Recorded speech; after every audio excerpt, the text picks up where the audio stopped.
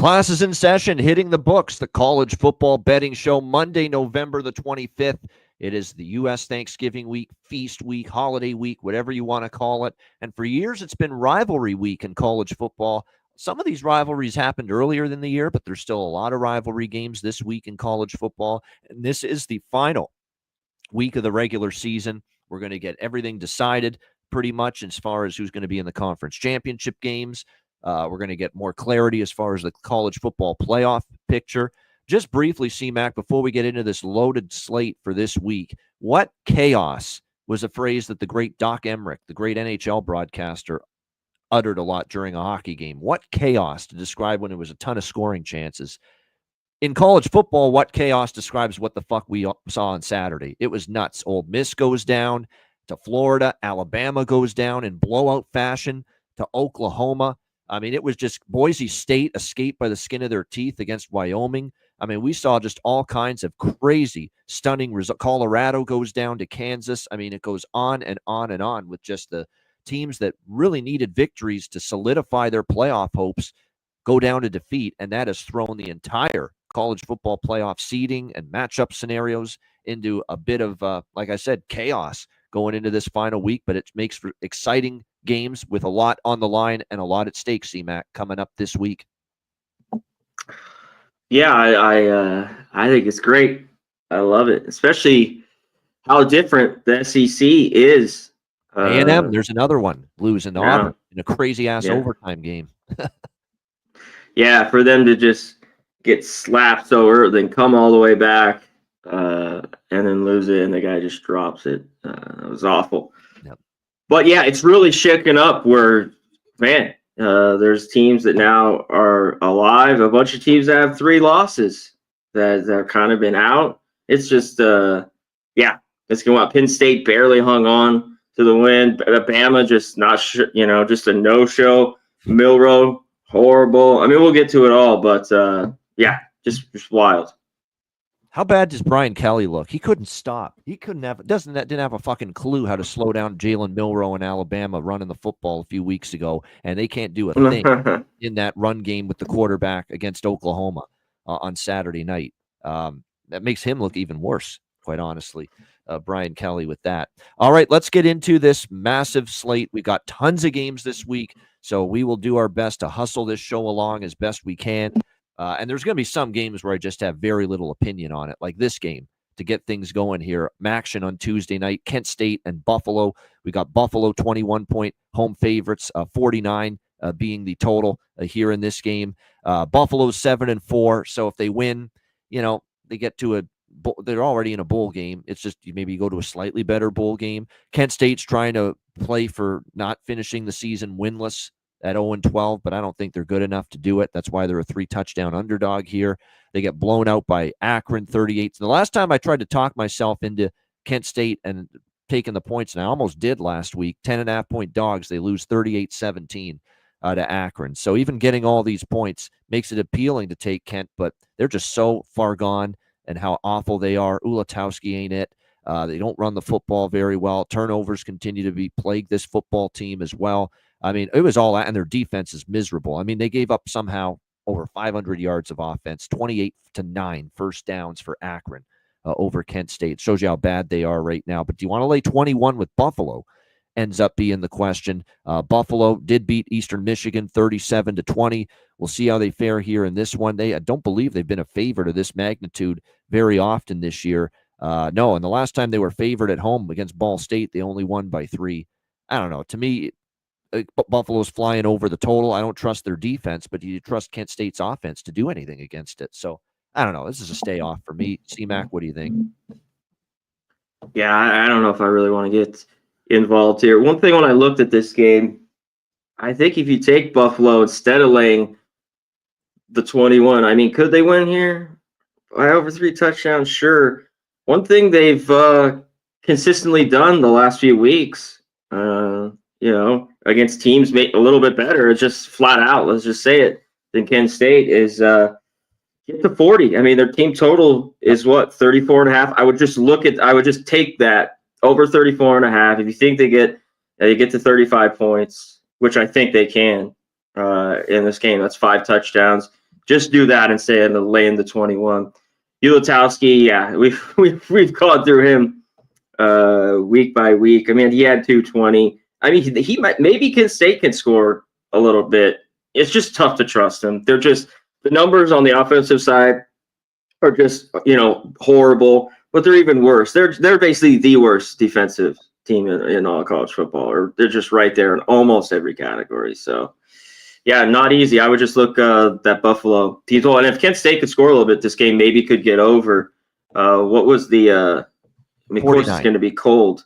Yep. Yeah, 49. A little wind here, 15 miles. I just want to check the weather on these quick midweek games since they will be tomorrow. So a little bit of wind here in this game at 50 miles an hour. Keep that in mind tomorrow. And as expected, because of the fact looks like we're going to see some wind here, the total has been bet down, and usually you're going to see that when there's wind. Still, in the forecast. I have to say, Buffalo, even though they're not big at running, they've been able to throw it a little bit better. Yep. I think they could do what they want here. I mean, like I said, I think they could get to 35. They can run, they can throw against this defense. I agree. I mean, they haven't put resistance. If they can't put resistance defensively up against fucking Akron, who can they put resistance up against? Probably nobody. This Kent State defense. All right, Toledo and Akron. This is the other game on Tuesday night in Maction. Toledo 8-point road favorites, 48.5 the total in this game.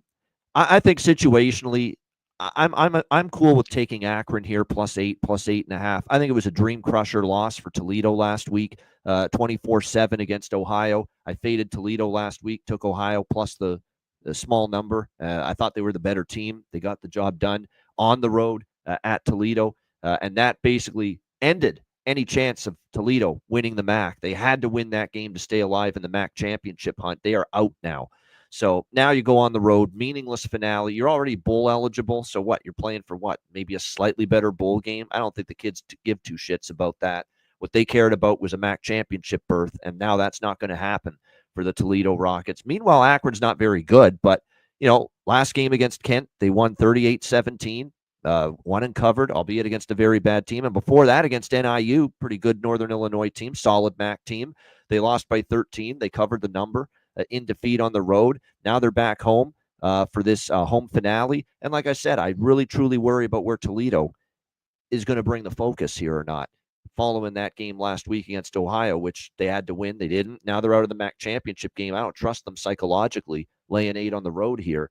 After getting knocked out of the MAC championship game title picture. So situationals point to Akron. The question is, are they going to be good enough on the football field to keep it within one score? Because there is still a wide gap in talent between these two teams. But I still lean Akron here. C-Mac, what do you think?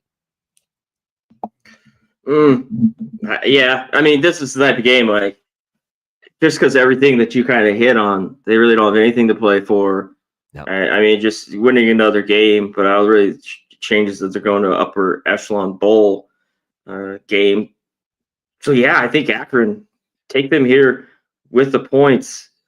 I don't know. It's just, was one that I don't want. For the most part, we talked about it last week. It was a smaller bet for me, not as crazy. Ohio was just playing the better football. And you know me, I haven't wanted to back Toledo at all. And so what I've been saying that, I'm like, what's going to make me want to back them now? When they have nothing to play for. Better team. Of course, they have the better defense. Akron showed a little bit, lately. And they are, and it showed in last week's score, a little notch above Kent State, who's just at the bottom, bottom feeder. So I think they'll at least be willing to play in their finale here at home. But I could see them losing by 2 touchdowns, too. At times, they've gotten killed by this team in years past, has Akron, so. Yeah, I lean Akron. I take the 8 or nothing, but probably something I'm not going to get involved with. Yeah, I mean, little wind here too. A little better weather though. Better weather. We have 2 examples of Toledo laying points on the road, by the way, here in Maction this year. At Buffalo, they lost outright as 10.5-point road favorites at Buffalo, 30-15. Yeah, I was on Buffalo. One of the games do you want to know why they're not in the MAC championship picture anymore? Losing as a double-digit road favorite at Buffalo is one of those costly losses for Toledo earlier this year. Yes. And Eastern Michigan. At Eastern Michigan, -10, they won by a point. They escaped with a 1-point victory. Yeah. You know what this should be? Vano, just make me feel a little bit better. Hey, they lost, got their ass kicked and won by 1, but they are the better team. This should be 10.5. This is pretty sharp line, I think. Like, I think we'd be catching value if we had, 10.5 or so. Then I'd be a lot more intrigued with Akron on taking them. Toledo's got a really good off. They'll still move the ball on Akron with Gleason, but they've been bending, but not. You just hope this is a game where they bend but don't break. There's been games where they've been totally breaking defensively, Akron, and then there's games like last week against Northern Illinois where they actually hung in there defensively. They bent, but they didn't break, and that's why they covered the number. If they do that here, they might be able to as well. Hopefully, you get the good Ben Finley as well at quarterback for Akron, because he can be a little bit up and down, a little bit erratic. All right, so that's Tuesday night in Maction. There's no games Wednesday. We move to Thursday, where we've got Memphis and Tulane, AAC action. Tulane, 14-point home favorites, 55.5 the total. I think from a situational perspective, it's probably you have to lean Memphis at the very least, plus 14 in this game.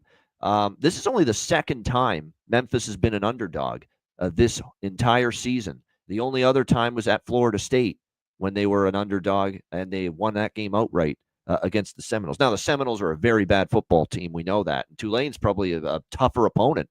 Not maybe. They are a tougher opponent for Memphis than Florida State was.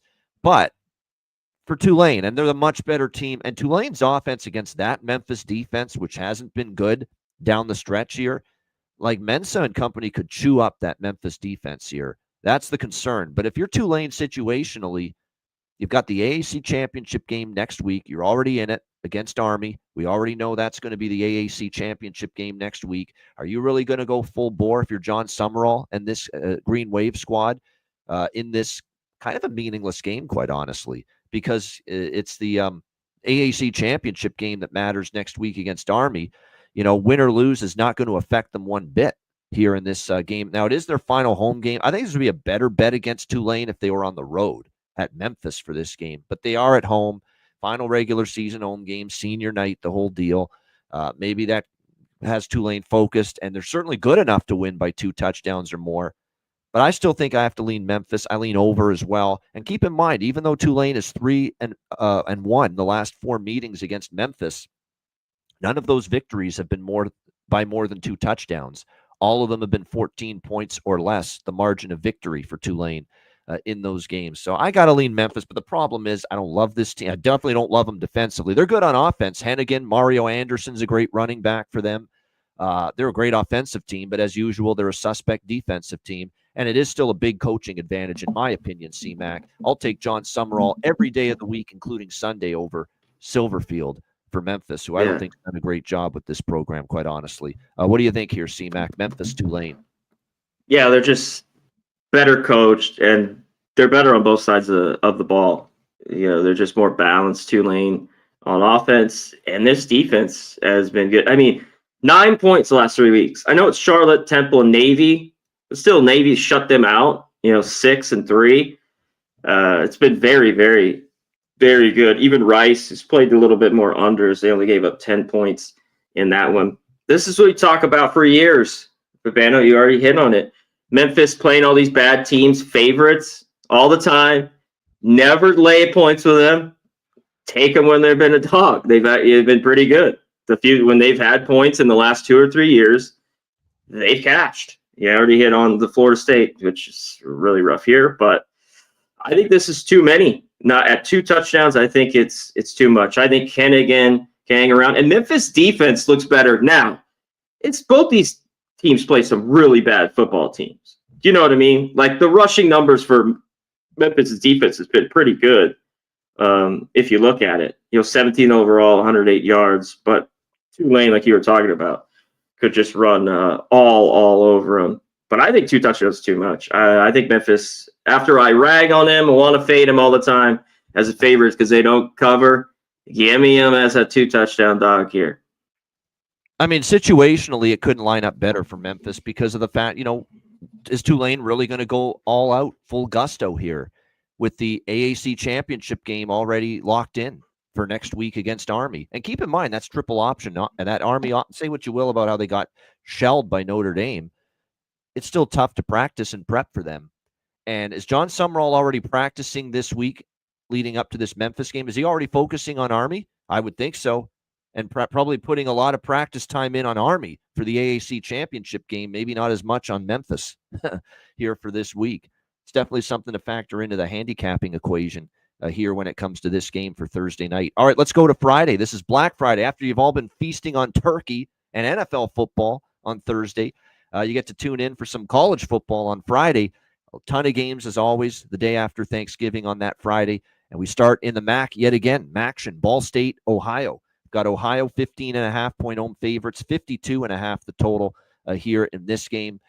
Ohio, one of multiple teams, one of 4 teams still in the hunt to be in the MAC championship game. All the Bobcats have to do is win. Just win, baby. The old Al Davis quote. You win this game against Ball State, and they will be in the MAC championship game, and they would take on the winner, and we'll get to it, the next game on our slate. It's basically a win and you're in the MAC championship game, lose and you're not, between Miami O and Bowling Green, which we'll get to in just a moment, which is a great game. Looking forward to that. Ohio should win this game at home, Peden Stadium here in Athens, Ohio. Navarro and company, Tyus the running back. I mean, Ball State's defense just isn't very good, hasn't been very good all year. We continue to see that week in and week out. But Ball State has been a feisty dog until last week. They met their match against Bowling Green. They lost 38-13. Just got totally outclassed in that matchup. Samanza, who's been pretty good, kind of struggled more at the quarterback spot for Ball State in that game. And Ohio is in that same class right now. 4-0 straight up, 4-0 against the spread. They've been rolling. I don't know if I want to step in front of Ohio, but prior to last week, Ball State had been a covering machine, ATS, as an underdog. But the one non-cover CMAC last week was against Bowling Green, a team that's right there with Ohio as one of the best teams in the MAC. So I don't know if, they've been good as a dog, but the one game, like the best team they played during this run, Ball State, they lose by 25. I don't know if I want to step in front of an Ohio team at home playing to win to get in the MAC championship game, but they just have to win. They don't have to win by 16 or more. I don't think I'll bet the game. Ball State's been a good dog, but I don't trust them stepping up in class, much like last week against Bowling Green. Samanza and the offense bogged down, and the defense just got ripped by Bowling Green in that game, and Ohio's got a pretty damn good offense. So we'll see. Maybe over 52.5. Maybe I'll lean that way here. Sidewise, kind of tough for me. Ohio must win. Doesn't always equal will win, and it doesn't always equal will cover, especially laying 15.5. But they have the chance to totally maybe outclass Ball State the way Bowling Green did last week. CMAC, what do you think? Yeah, total wise, Ball State has been a pretty good over team all year long. If they scored just another touchdown, that game would have went over. And, they just got their ass kicked in the third quarter, second half. I mean, it was a 10-7 game at halftime against Bowling Green. And, teams like this, just with a bad defense, sometimes it just – that's what happens. And you can't catch up. And they couldn't – Navarro should have plenty of success. And this Ohio offense running on them. Ball State gives up almost 170, I think, where they get 166. So they're going to get beat up here. Yeah, Ball State's been great as the dog, but this Ohio team's just clicking right now. You know what I mean? This was tough for me. I think Ohio wins. One thing with them, they've covered some numbers. I mean, last week they were that small dog and just better, but 10.5, 20.5, they shut them out, and their defense is just like if they hold Ball State can't score. They're covering this. They win 31-7 type game, 31-10. So I kind of lean to Ohio. It's just, me, for the most part. In the MAC, I'm not laying 2 touchdowns, even with Ohio team that's playing great football. Like, it's not my favorite fucking bets to make. Yeah, I agree. I agree. And again, they're totally fine with winning this game by 2 points or 8 points or 7 or 6. They don't have to win it, but they just have to win. And they're in the MAC championship game next week. Maybe first half. I don't like. Maybe they, come out pound Ball State. Ball State at times feisty and kind of got their ass kicked. Like, I know it was at home, but I saw a lot of that. Those 2 games in Miami, Ohio, and Northern Illinois. I mean, those games were tight. Yep. A little bit different on the road, and they're one of the classic. As all these MAC teams are, pretty good at home, dog shit on the road. 1-5, Ball State. Just kind of a different team. Yep, there's definitely been some examples of home road dichotomy, certainly in this conference. This is essentially a play-in game to the MAC championship, so I can't wait to watch it this next game. Miami, Ohio, Redhawks, Bowling Green Falcons. Bowling Green, 2.5-point home favorites. They get this critical game at home, 41.5, 42 actually is the total here in this game. This is a Bowling Green team that I was very confident in, could have a chance to get to the MAC championship game this year. 3-2 at home. Keep in mind Miami 5-1 there in on their home field, but just 2-3 on the road this year. Miami and we saw them lose at Toledo in the toughest road game they've had in the MAC, and their other two road games, CMAC, Ball State and Eastern Michigan. So they haven't played many great teams in this conference on the road, and the one team they did was Toledo, and they lost. Well, Bowling Green already beat Toledo in Toledo. Miami lost to that Toledo team in Toledo. I like Bowling Green here. Anything less than a few. I think they're the better team. I think quarterback matchup's pretty even. Gabbert, when he's on, can be very good, but Basilak's had a terrific year. I think defense, both teams are very capable there, no question. I think Bowling Green is starting to really get their defense back on track. They showed a little bit of vulnerability there in a few games in early October, late September. But I think they're starting to get their defense rolling again, which is good to see. Look, Miami, 6 straight wins, red hot. That's why they've got a chance to be in the MAC championship game with a win here. But I'm not abandoning ship on Bowling Green and Scott Leffler's team here with Bowling Green. I think they've been I still think they're the best team on paper in this conference, and I think they punched their ticket. I didn't know if I'd be able to lay less than a field goal with them. Part of me thought maybe Bowling Green, they'd make it 3.5, 4. But they didn't. We've got below the key number of 3 here with them. Bowling Green for me. I'm sticking with them. CMAC, what do you think? Shout out to our guy, Ron Crawford. Old D, my man, great to see you up in here. Ron was on Auburn. Yeah, wild game. Wild finish. That was insane, that game.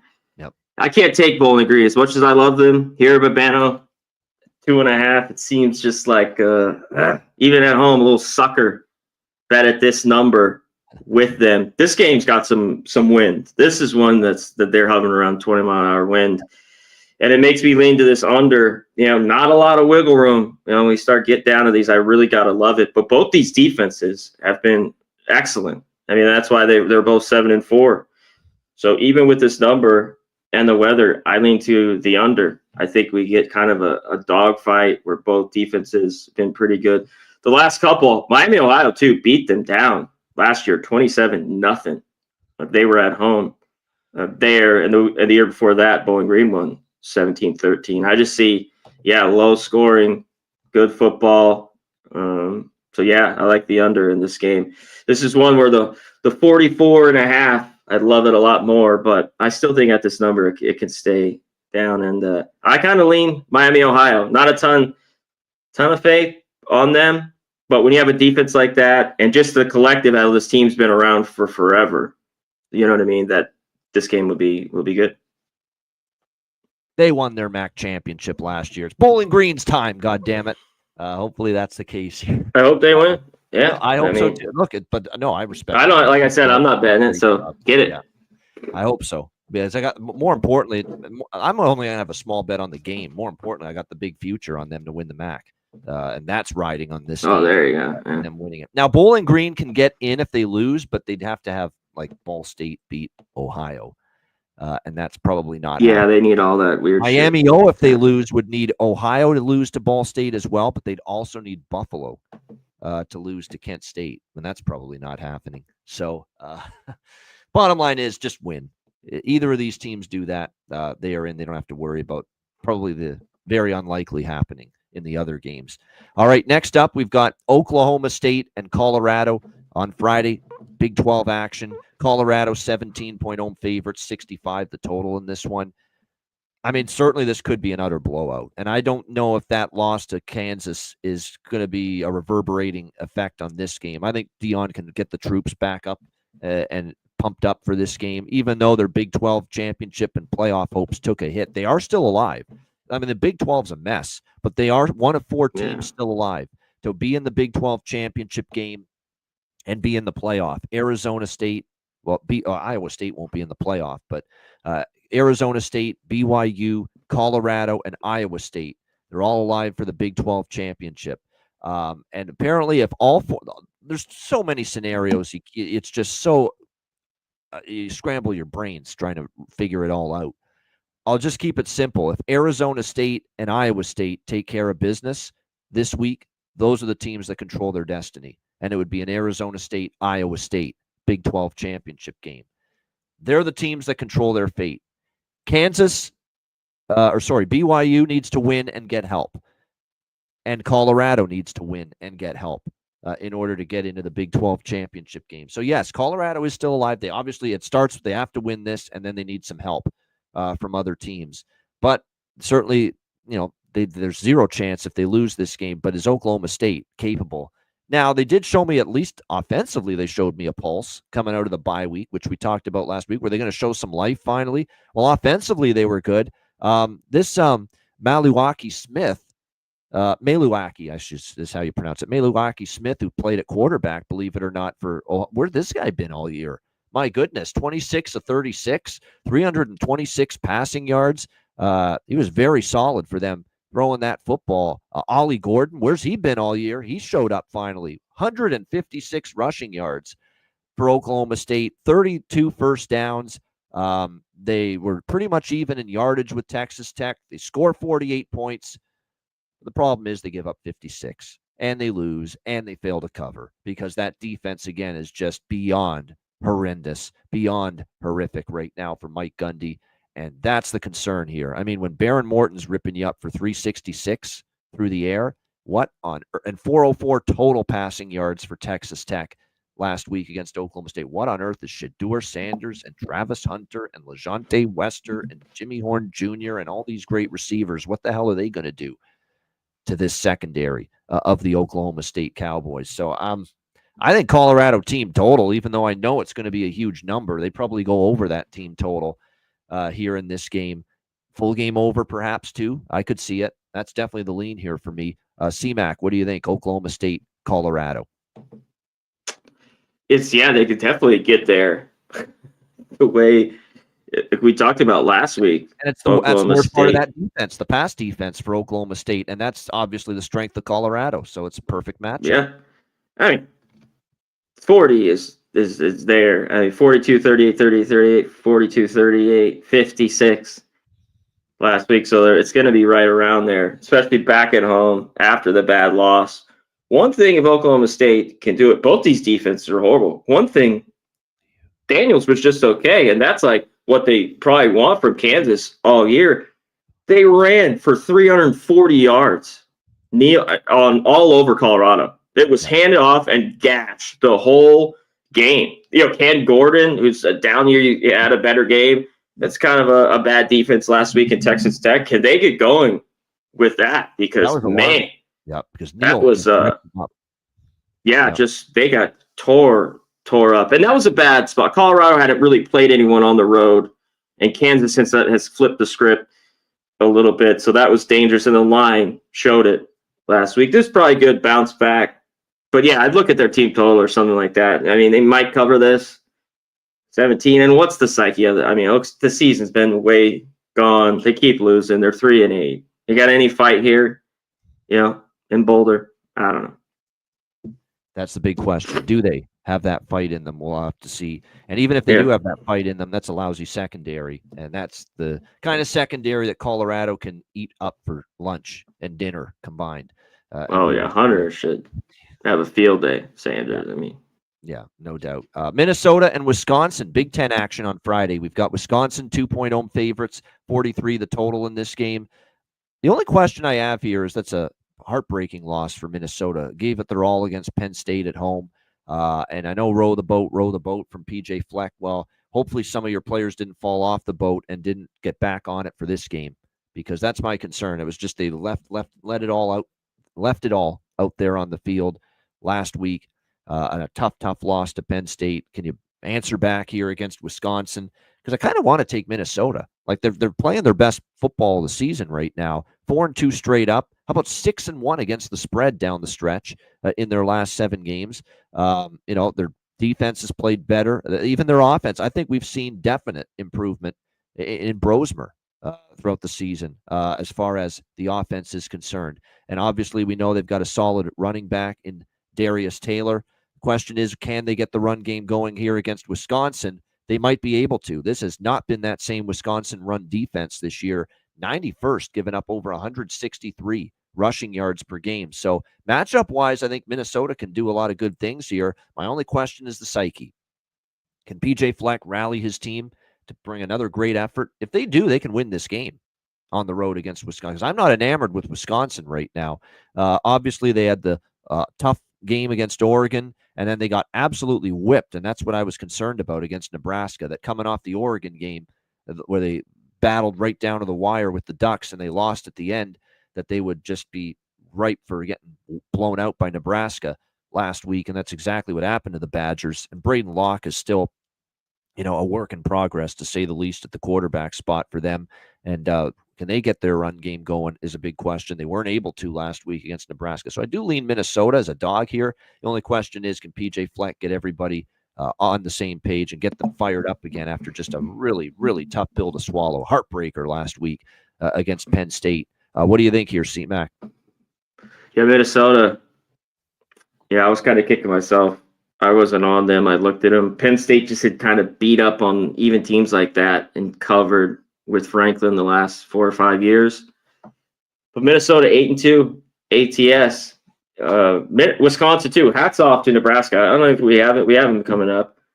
We'll get to played a great game. I mean, for not beating Wisconsin in 14 years, they came with it, and that was the worst Wisconsin defense. And maybe it was after just giving everything the week before. It shouldn't be. These are college kids. But it happens. They were able to do all right. Locke was decent. He's not great with this Wisconsin team. I think they can bounce back, but I think this is just tight. This is cold, windy. This is the old school Big Ten type weather in almost December.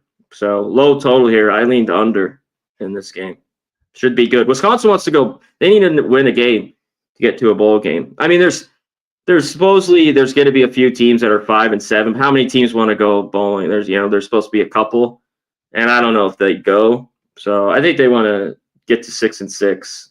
I'd lean their way slightly at home. All right, there we go.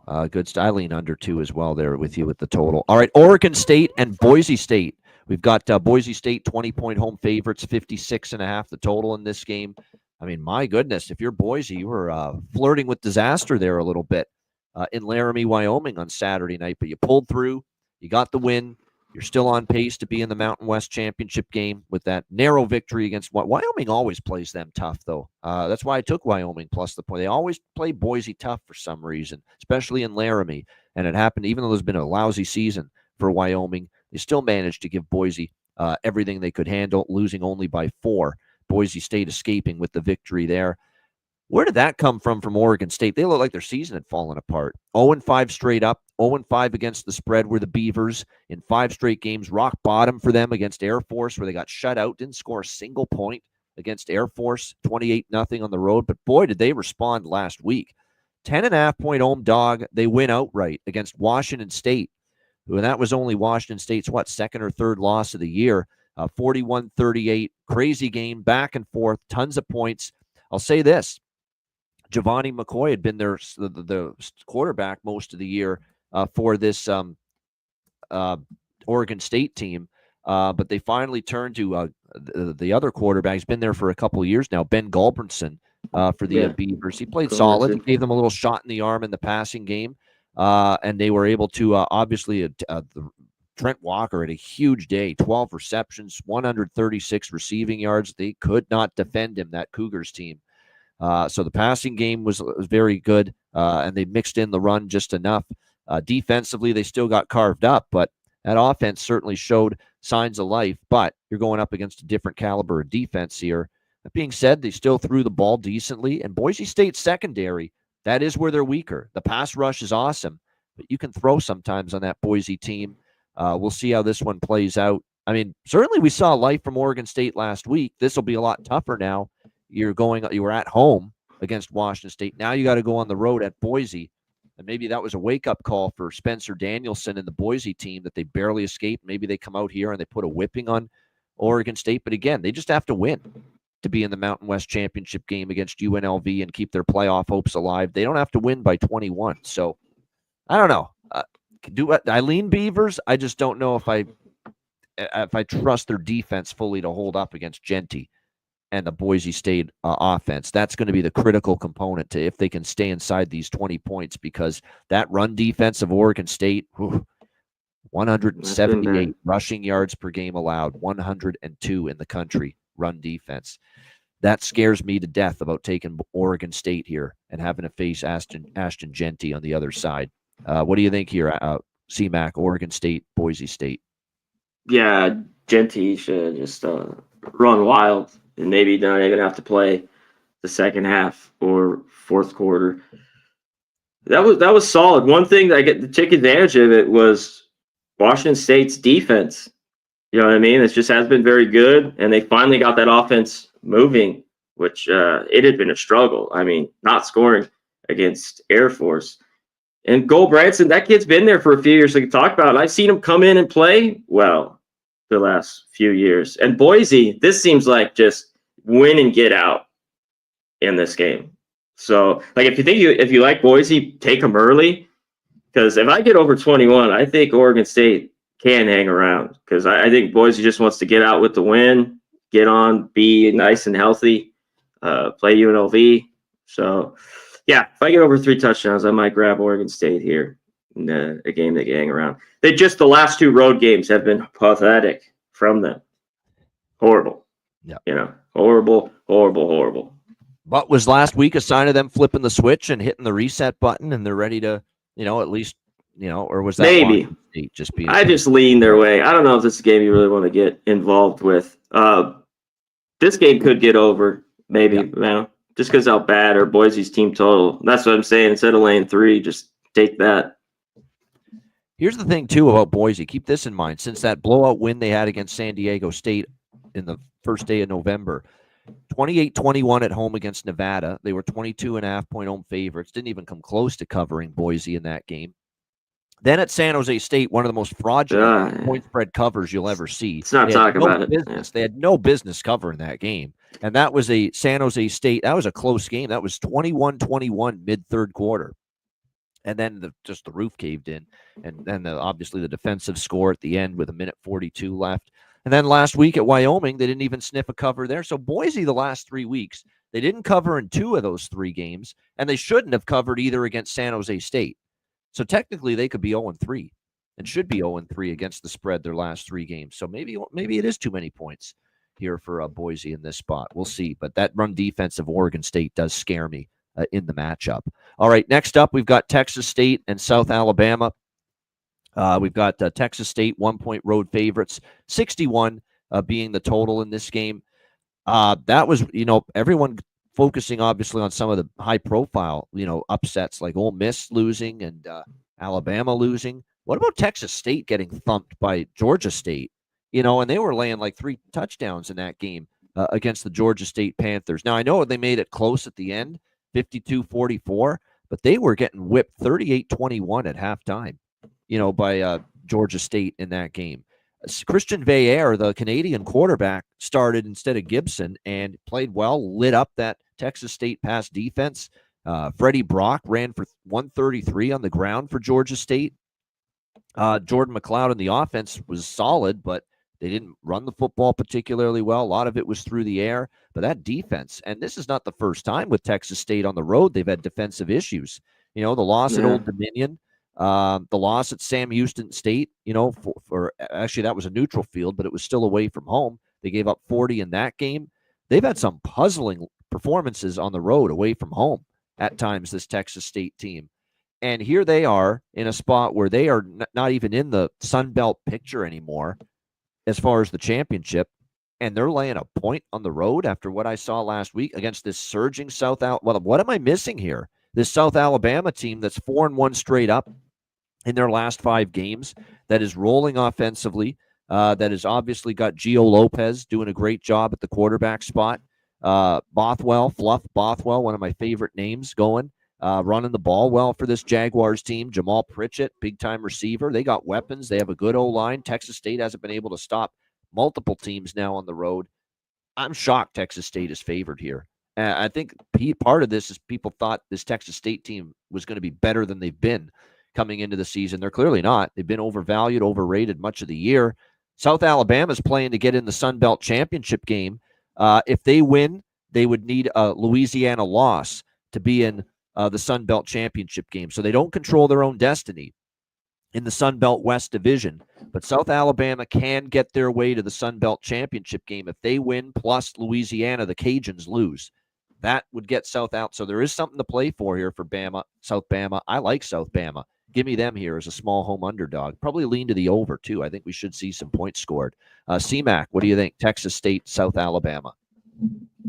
Yeah, on the total, it just is a little bit too high, I thought, when I was going through this last night. Like, this is the 57 number. They're going to be all over it. So pretty sharp here on the total. And when these teams, man, get together, usually there's been plenty of points. South Alabama should be able to run it, well. They've done it all year. Was it almost 200 yards, 22nd in the country. They've been pretty good. So I think they'll have plenty of success. Lopez has been solid.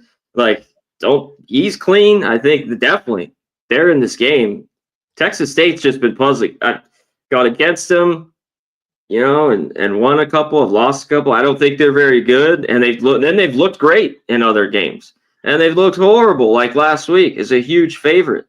Just turnovers. It was just awful, awful, awful. One thing with McLeod, he's got to take care of the ball if he does. They should be able to throw it on. The one problem with us, South Alabama, is their defense a little bit. Their secondary, they give up some yards. 115 in the country, give up almost 260. And that's been the strength for Texas State. 30th, get 266 with McLeod. But I agree with you. I think it's South Alabama or nothing in this game. Like, momentum's rolling with them. You want to back Texas State on the road? I don't at all. I would agree. With that. All right, Mississippi and Ole Miss. It's the Egg Bowl on a Friday, which we don't always see. Ole Miss, 26.5-point home favorites, 61.5 the total in this game. Talent-wise, this should be a huge mismatch. Ole Miss offense versus Mississippi State defense, which is just beyond bad. No question about that. But where is the headspace of Lane Kiffin and his team right now after that crushing loss to Florida last week, pretty much ending any playoff hopes and certainly ending any SEC championship hopes for them? That third loss was devastating. Does he get them all fired up again? It is a rival. It's the annual Egg Bowl. It's Mississippi State, your in-state rival. But my gosh, when you have that kind of loss last week against Florida, kind of a dream crusher, I sure as fuck am not laying 26.5 with you, especially in a rivalry game. The question is, can you trust Mississippi State defensively, and can they do enough offensively to give themselves a chance in this game? Because that was pretty ugly for them coming out of the bye defensively against Missouri. 39 points allowed, 39-20. Brady Cook had 268 through the air. Both running backs, Marcus Carroll and Nate Noel, just carved them up on the ground as well. Ugly stuff for Mississippi State's defense. I do think their offense is solid, though, with Van Buren at quarterback, Devon Booth running the football. And who knows what Ole Miss is showing up. Like I said, the psyche of Ole Miss has to be something that's in question going into this game. So by default, it's take the points or pass for me with Mississippi State in this one. Coming off that dream crusher against Florida last week, I'll put it this way. I'm not laying 26.5 coming off that game last week against Florida, knowing that, hey, all the dreams, all the aspirations out the window. This team was talking and thinking SEC championship, maybe even the playoff. Now neither is possible for Ole Miss. So good luck if you want to lay 20. Now, talent-wise, it's a total mismatch. Their offense, if Jackson Dart's on his game versus that Mississippi State defense, I get it. But mentality-wise, spot-wise, no thank you. Not 26.5 in a rivalry game. No way am I laying that. CMAC, what do you think? Yeah, that's exactly this still a rivalry game. And yeah, their best day they could cover this number. And the biggest problem too was like, man, I'd take these points. It's just the defense has been so bad with Mississippi State. It's just been You might be better off awful. taking Mississippi State team total, or at least splitting it with the spread, if you like that side. Yeah, I mean, one thing, Florida had a little success running it. I mean, they were just good enough. You know, they had 160 on the ground, so they were just good enough there to get the job done. Man, but they struggled. And Jackson Dart, to see him, those picks at the end, and he's crying on the sidelines. Ugh. Everything dropped out. I'm just glad that game, the defense has played well. It stayed under in that one. Yeah, I mean the points here with Mississippi State. I mean, Ole Miss is nothing to play. How do you get up after that, even here at home? I just think it'll be difficult for them. So lean the points here, Mississippi State. I feel bad for the kid. That's just a nightmare, just horrific to watch it unfold in real time. Those interceptions right at the end, multiple interceptions right at the end of that game for Ole Miss. And he's doing the old apology tour. Apology cam after the game. Sorry to the players, sorry to the fans, sorry to everybody about all the interceptions at the end, which put an end to their chances against Florida. That seemed like a really sad, beaten down, kind of a woe is me attitude from Jackson Dart coming out. That's what concerns me here about potentially taking Ole Miss, which of course I have zero interest in doing that. Obviously, in this kind of a spot. The question is Mississippi State good enough to keep it within that point spread? All right, Liberty, Sam Houston. We've got Liberty 3-point road favorites, 47.5 the total. Don't look now, but looked like Liberty was in some trouble as far as the Conference USA Championship game.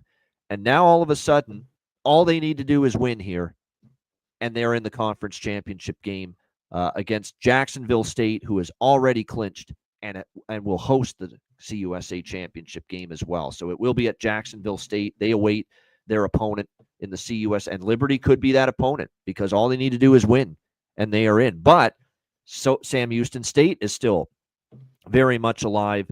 They need to win, but they also need Western Kentucky to lose because there is a pathway for the Hilltoppers where if they win their game and Liberty loses, Western Kentucky is in the Conference USA Championship game against Jacksonville State.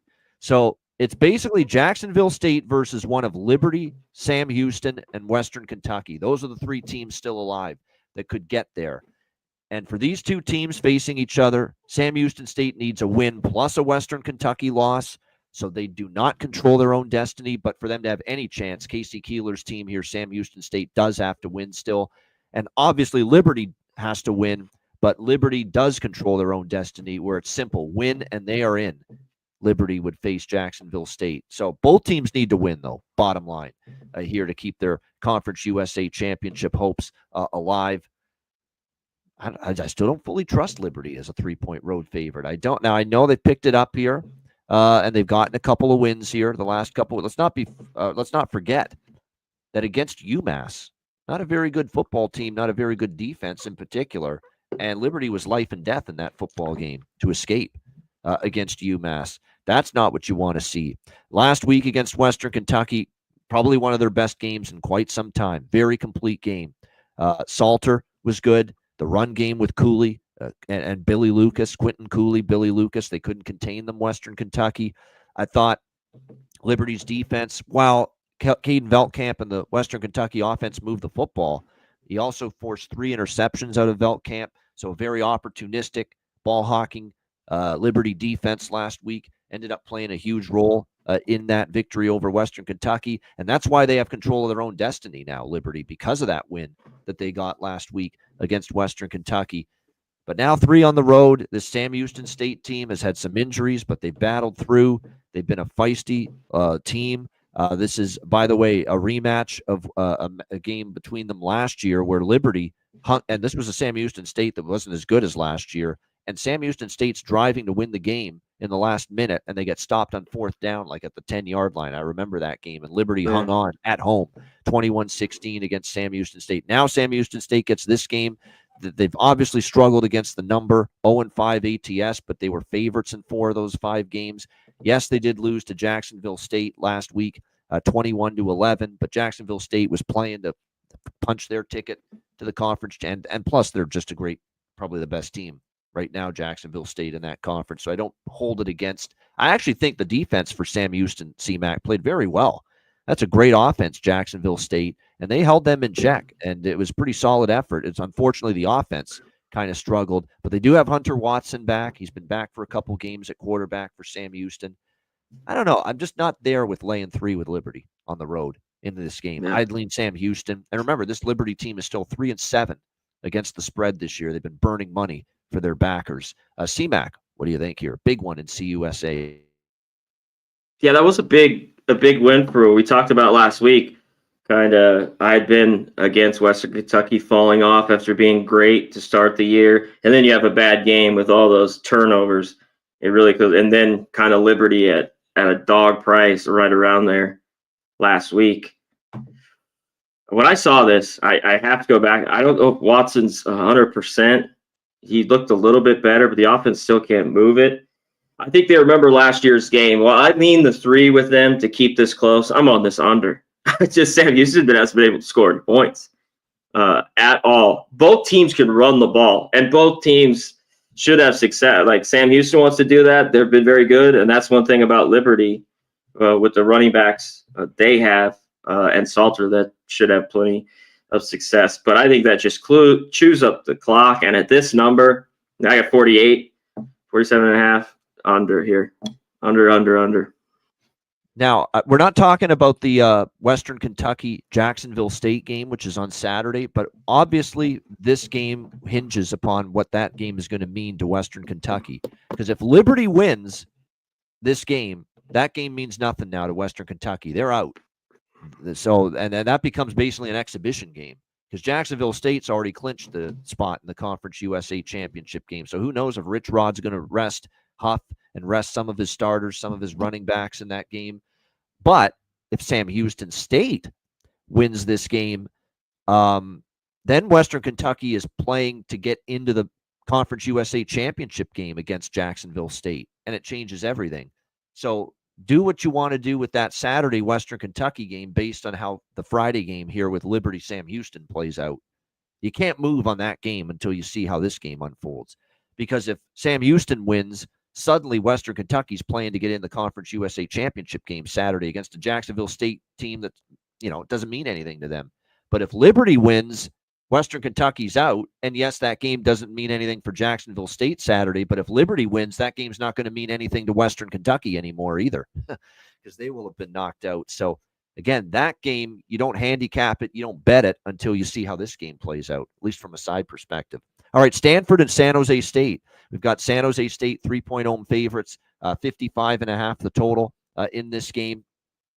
And yes, that is San Jose State favored, by the way, against Stanford. So here's the thing with Stanford. Clearly, they have shown new life here down the stretch. They look like, remember, they were having that disastrous run. They were getting blown out. They were getting embarrassed every week. They had that stretch of 31-7 against Virginia Tech, 40-14 against Clemson, 49-7 against Notre Dame, 40-10 against SMU. But then they had the close loss to Wake. Then they get blown out again by NC State. But then they had the bye week. And they beat Louisville outright as a huge 3-touchdown dog. And then they had the rivalry game with Cal, 14.5-point dog. They covered wire to wire. They led most of that game, in fact. And Fernando Mendoza. Should have won that game, yeah. Should have won it. I mean, just a tough loss. And then the drive at the end with 2:40 left to win. And what an interview from Mendoza after that game. It's one of the better post-game interviews I've seen. All the emotion and just he's fired up beyond belief winning that game. Just cool stuff, that great interview he had after that win for Cal, that comeback win. Big rivalry game like that, to lose like that for Stanford, it does worry me now. You're going on the road here against San Jose State. Are you going to bring it here like you have the last 2 weeks? I'm not so sure. But San Jose State's kind of hit the wall, too. I mean, they've lost the last 2 games, ATS and straight up against Boise State and UNLV, 2 very good teams, but 2 pretty tough teams as well. Stanford and San Jose State have not played in 11 years, so there's not really much history to go back on. Walker Eget, the quarterback, but that was not good weather. That was a driving rain most of the night in that UNLV San Jose State game on Friday night. I kind of think we see points in this game, but again, keep an eye on the weather. Sidewise, it's tough. I don't think, even though Stanford's shown new life, covered in back-to-back games off the bye week, kind of hit the reset button. They've been better since then. I kind of want to take Stanford again as a dog because, I took them last week against Cal, but man, that was a tough loss. It was the Stanford-Cal game means a lot to both of those schools. I just wonder if where the psyche, C-Mac, is going to be for Stanford for this game. What do you think here, C-Mac? Yeah, there's just nothing happened, and horrible weather in that game. I'd look to San Jose, just them to win at home. Now, against some of these teams, and Wyoming, Oregon State, was it they had at home? No, it wasn't. Wyoming at home. They beat Nevada. I just laying points with them. I just can't do it. The defense has just been too spotty at all. They will have success though, and I think maybe you're right. This game could get over. Stanford still. We talked about them being dead last against the pass last year. They've been horrible this year as well. 127, almost right there. 271 yards. And what do we got here? Top 10 passing team in San Jose State, and that went down. I think they were 4th after last week. Nash didn't do anything. I think he could have a huge game here, and the rest of the receivers for San Jose State. So that's a prop I'm going to look up in this game to take. So just to key on that. And Stanford playing better. They had that game. I mean, they were up 21-7 to blow it to get nothing. I mean, hats off to Cal. I mean, that's why they are a 3-8 team. Man, better football teams win those games. And they just couldn't. Now they're another road game here.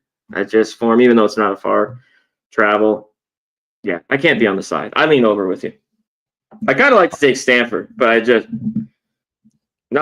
just 3 points. It's just ugh.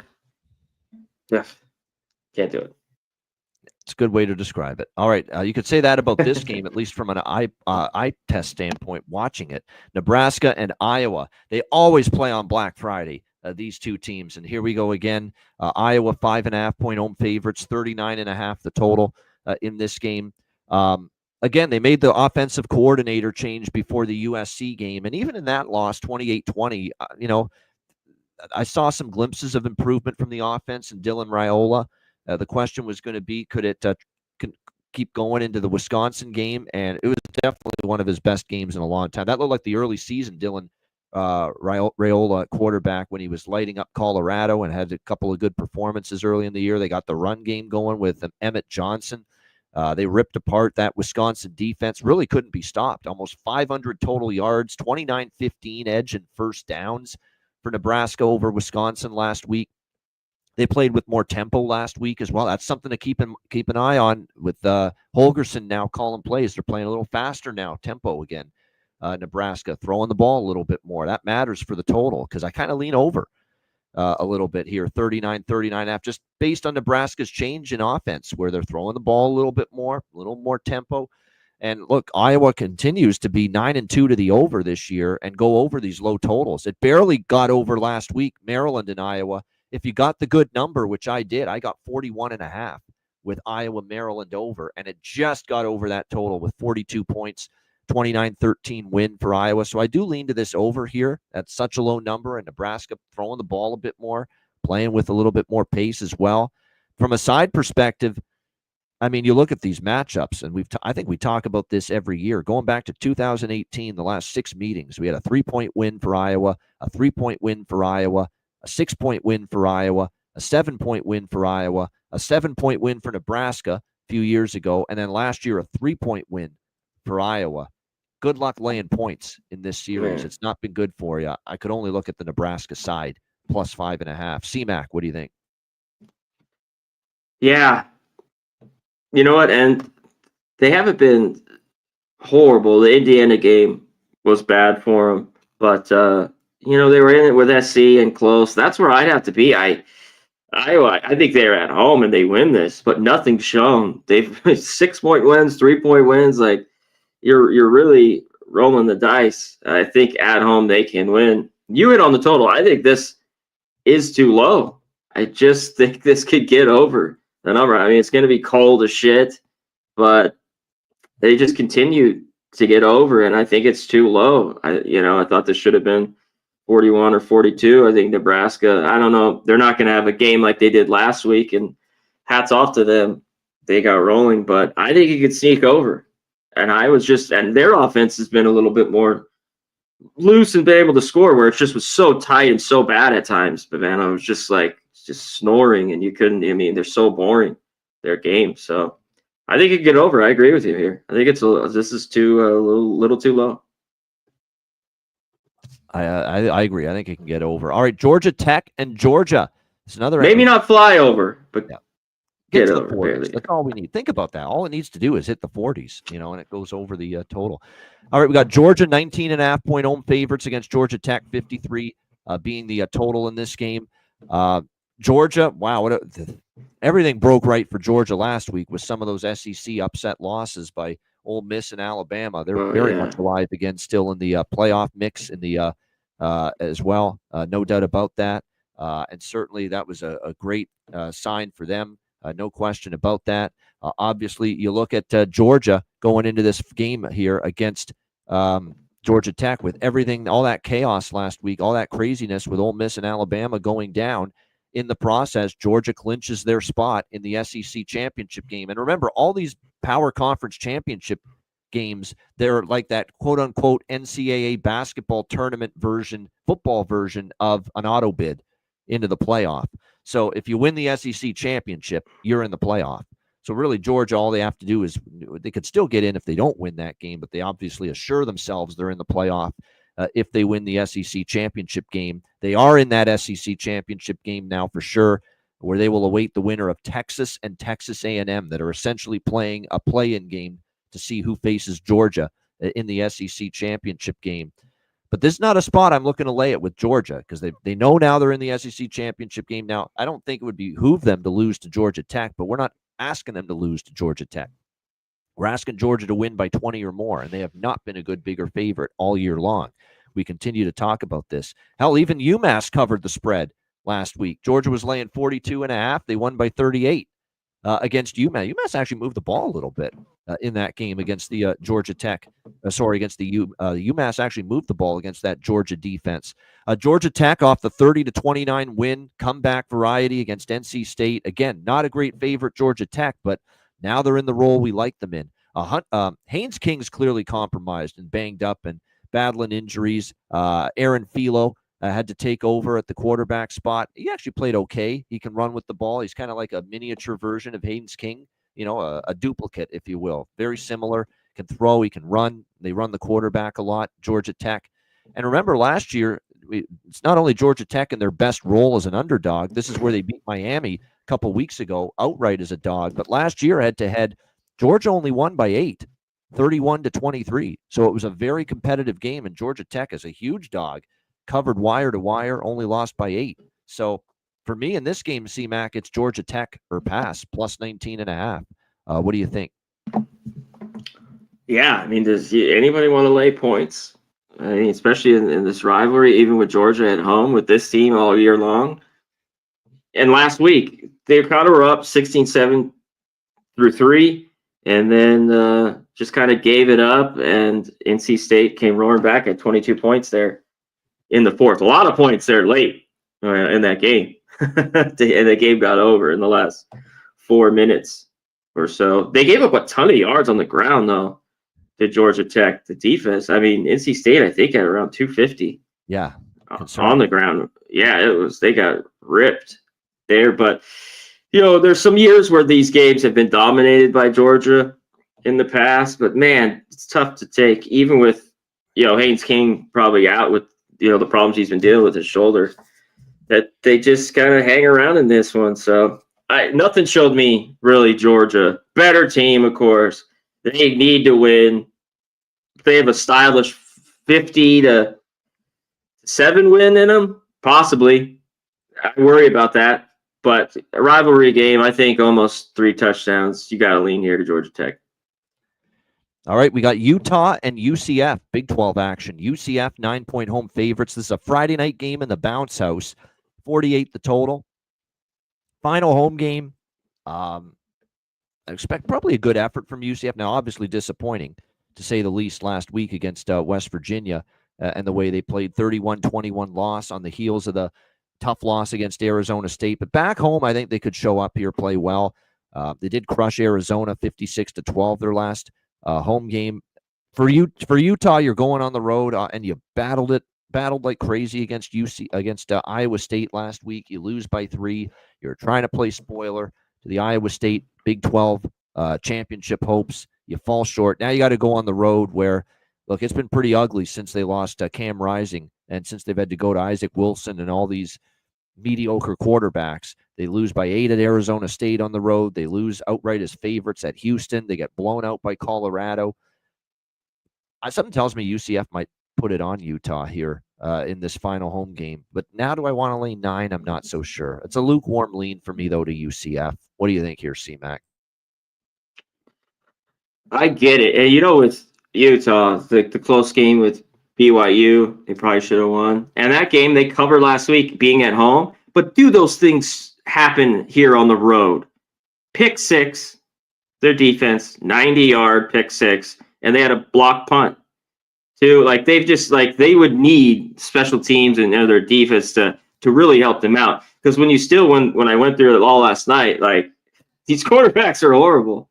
They're just not very good. They're giving it their all, but it's just tough. The offense is still bad. And one thing with Utah in the past, for all these years, they've been able to run the ball, and they just like the offensive line is just not getting that same look. So this was tough. Of course, at the bounce house, UCF's better. I don't know if I want either of these two teams. This is just a pass for me. All right, pass for C-Mac. All right, Utah State and Colorado State. We got the Rams 6-point home favorites, 59 the total. This is also on Friday afternoon coming up. So Colorado State, the great point spread run, and it gets upended by Fresno State on Saturday night. And that's a significant loss for Colorado State because it ends any hopes of them being in the Mountain West championship game. It's for the most part, it does. I think Boise and UNLV, they control their own destiny. Colorado State is alive, but they would need to win this game and have UNLV lose their final game against Nevada in the old what the hell's the name of that rivalry? You'll know, C-Mac. UNLV. Yeah, Nevada. the Cannon. Cannon. There you go. Battle for the Fremont Cannon. There you go. Fremont Cannon. As soon as you said Cannon, I remembered it. Yeah.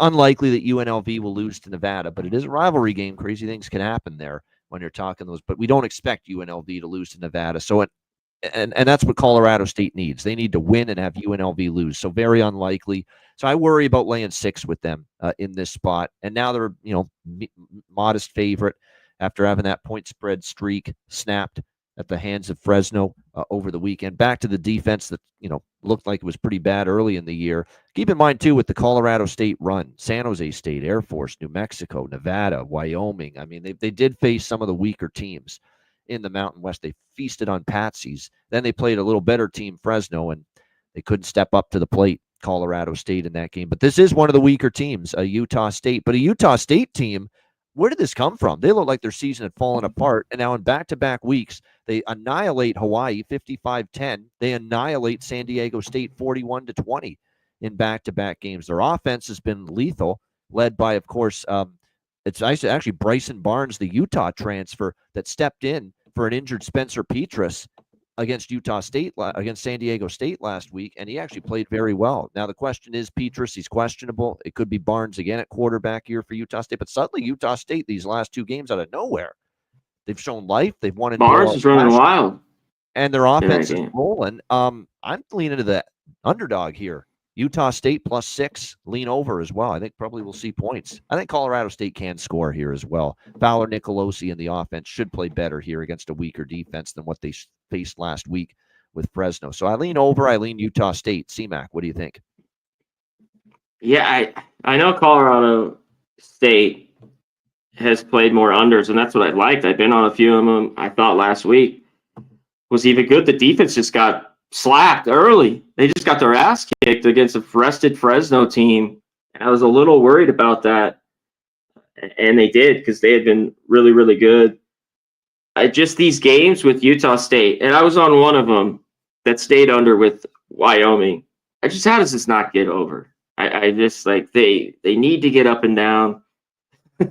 Like that's just how they play. They have a bad defense. Like even they kick Hawaii's ass. All these games have gone over. Now at Wyoming, they win that game by 2. At Washington State, they lose by whatever that was, 19 or 20. I just think this goes over. How does it not? I just like with them. I think you take the over. Nothing in this game.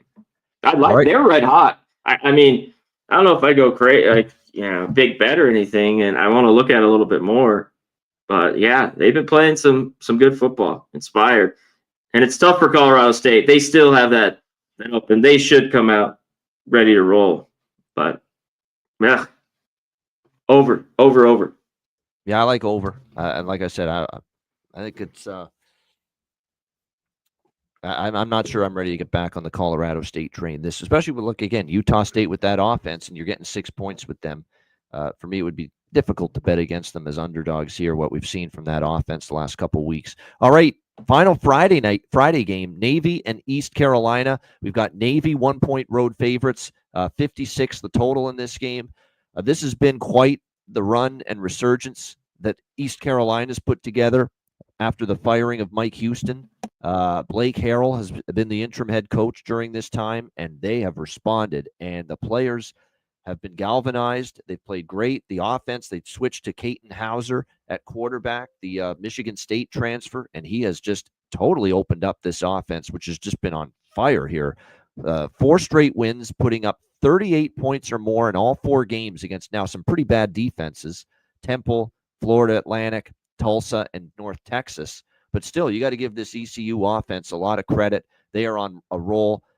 They've been playing hard, too, I think, because they want this guy as the permanent head coach. And I'm hearing rumblings they're about to make him the permanent head coach and take the interim tag off Blake Harrell. Now, my one concern is the timing of it. If it gets announced this week, does this take some of the edge off the players? And now, okay, now they've made him officially the full-time head coach. Does their effort and their focus and their intensity level off if they officially name Blake Harrell the head coach this week? That does concern me, but that being said, I'm not stepping in front of ECU right now. They're clearly feeling it. They're on a roll. Now they've got to turn around and, prepare for this Navy offense, which is a little unique. And Navy does have a bye week coming into this game after getting drubbed 35-0 by Tulane, but Navy's faded after that undefeated start. That Notre Dame loss really had them going the other direction all of a sudden. 3 of their last 4 they've lost. I still think there's a game East Carolina can win. I know Navy beat them last year 10-0, but it's a totally different East Carolina offense right now. I'm definitely leaning ECU, and certainly I've been on them the last few weeks. It's ECU or pass for me. The Pirates. C-Mac, what do you think? Yeah, this has been a problem for them, though, this Navy team for years. Yep. It has not been easy for them. Last week, they're down 21-0 to North Texas, and just start, coming back. One thing with North Texas, too. 1 touchdown after that. Are you kidding me? Nothing in the fourth quarter. Like, with that offense, it was like, wow, that was... they just shut it down once they fell behind. It kind of felt like it watching it. That was weird a little bit. Yeah, I was watching it, too. I was like, what the fuck is going on? I'd lean over. The games just keep East Carolina has just been able to score a ton, and Navy off the it's a bye too, right? After getting shut out, I think they play a little bit better. They haven't been very good the last few weeks at all. I think this is ever a time East Carolina beat Navy right now. Get her done. I agree with you. Great chance. You're right. I've been on East Carolina and the over pretty much every East Carolina game since the coaching change. And the full game over obviously didn't hit last week against North Texas, but we were talking a 73.5 total in that game. True. That should have got there, though. For North Texas not to score, like we were saying, was pretty insane. Yeah, it should have got there. I agree. No doubt about that. And look, Navy doesn't play fast, but they can be efficient. And East Carolina plays fast. So you got a pace war, but I think Navy can be efficient enough offensively, and East Carolina can do enough. Because remember, these service academies, they're never very good in the secondary, and I think East Carolina's passing attack with Hauser can probably light up Navy. I think you stick to East Carolina. Yeah. Man, can they beat Navy, though? I mean, that's been a mental hurdle, mental block for them being able to beat this team. But this is their best chance to do it, in my opinion. All right, let's go to Saturday. We've got UTSA and the other service academy, one of the other service academies, Army. Army 7-point home favorites, 55 the total here in this game. So you've got Army off the culture shock loss last week against Notre Dame, where clearly, look, the soft schedule, the chickens came home to roost, right? They hadn't played anybody. Yeah. And then they played Notre Dame last week, and they got absolutely walloped. Just weren't ready for that kind of that doesn't take anything away, though, from the season they've had. They've still had a phenomenal season. Bryson Daly, he's a tough son of a gun, that guy. I mean, he's got that Taysom Hill 2.0 mentality. I'm taking on the contact. Yeah, I'm running through it. I don't care. You can hit me twice. I'm still not going down. I applaud that. And even late in the game, like, he's getting hit and is still legs churning, and they're down they were down on that last drive, 49-7? And there's Bryson Daly in the last 2 minutes just churning and not going down off first contact. That's what you love about the service academies. They play hard every snap until the end of the game, regardless of the score. And we saw that again last week against Notre Dame. But that 49-14 loss, humbling a little bit. And like I said, they just hadn't faced anybody good pretty much all season long. They weren't ready to handle the physicality in the trenches of what Notre Dame brought and made too many mistakes. All of a sudden, Army, which just all year, so good at not committing turnovers, and all of a sudden the turnovers started to happen against Notre Dame. But they've still had a great season. They're still going to be in the AAC championship game against Tulane. That's going to be a very interesting game, but doesn't mean I want to lay 7 with them here. They're off the Notre Dame blowout loss. They got the AAC championship game against Tulane next week. What does this game mean to Army? You know, not a whole lot. Now, these kids, they're not wired that way. They're going to still play hard for 60 minutes. That's what you get from an Army or a Navy or an Air Force. But I still don't want to lay 7. I still don't want to lay 7 here with Army in this spot. And UTSA, look, 6-5. That was senior night. They did get bowl eligibility with that win against Temple. Yeah, the kids will be up for this game, but it's a road game after clinching bowl eligibility. It's not a great spot for UTSA either, but I think by default I'd have to lean a little bit to the Roadrunners here. And I like the way Owen McCown's playing, and he's starting to really play some good football on offense right now for UTSA. Owen McCown, he's running with the football a lot more lately as well. And then you've got, of course, Robert Henry running the ball. David Amador and company in the receiving game have been pretty solid lately too for UTSA. So I lean UTSA. Don't love the game, but I do lean to the underdog here. Maybe lean to the over too. What do you think, C-Mac? That's how I felt. Like, I've made a bunch of money with UTSA the last few weeks, and it's like, do I want to? I kind of default take these points to Army. I think will play better. It's just, what do they have to play for? It's a cold game. UTSA on the road. They've been pretty good. I mean, for who they're playing here, at Rice, they lost by 2. Even ECU, they lost by 10. So they haven't got blown out since, at Texas early on in the year when they were really, really bad. The offense is just humming, though. Can they bring that a little bit here? I think they're in it. Like, I think you lean their way. Yeah. Well, what I was going to say, the Gold Jew in the chat, they got banged up in that game. They lost their captain on defense in that game, Army as well. And they mentioned it on the broadcast. Domenico, I think was his name. Yeah. He is one of Max Domenico. He's like the captain, like the leader of that entire defense for Army. And his season's, I think, probably over from what I heard, the way that injury looked. So that's a huge loss for Army on defense. And they need all hands on deck as it is. So that's an impact injury for Army. They suffered with Domenico leaving that game against Notre Dame with injury. For sure. I'm with here. I lean over. UTSA has been pretty much, especially these home games, the run just been the over's been money. Army just a little bit weird. It got there, of course, with Notre Dame kicking their ass, but Air Force, the North Texas game was really weird, 14-3. But if I have a lean here, it'd be at 54.5. It'd be the over here. Yeah. TCU, Cincinnati. I really love it. in the Big 12 next up. We've got TCU 2.5-point road favorites, 58 being the total here in this game. TCU's been one of these teams this season, much like it's often been here the last few years for Sonny Dykes. You like him as a dog, you don't love him as a favorite, but suddenly that's changed a little bit. 2 straight covers as big favorites against Oklahoma State and Arizona. And I'll be honest, I think Scott Satterfield's teams just hit the wall. They've run out of gas. Cincinnati. These have been some ugly losses the last 2 weeks against good teams, Iowa State and Kansas State. But the defense, I think, they've been battling injuries for a few weeks now, and I think they've just been on the field a lot. They're worn down. They don't have great depth on that side of the ball, and it's starting to show. They've given up 31-plus points in 4 straight games. Colorado, West Virginia, Iowa State, Kansas State have all scored into the 30s, and Kansas State got 41 against this Cincinnati defense last week. I think I lean over, but more so TCU team total over, and I actually lean TCU. As long as this doesn't get above a field goal, I think they've just hit the wall, Cincinnati. Doesn't look like there's a lot of energy and gas left in that tank. Not to mention we're seeing some serious ass regression lately from Sorsby at quarterback for Cincinnati. He's definitely struggled second half of the year after a pretty good first half. So I do lean TCU. I understand why they're road favorites here. C-Mac, what do you think? I get it, and hats off to them, but there's no way I'd back them. And this is not good for Cincinnati, you talked about.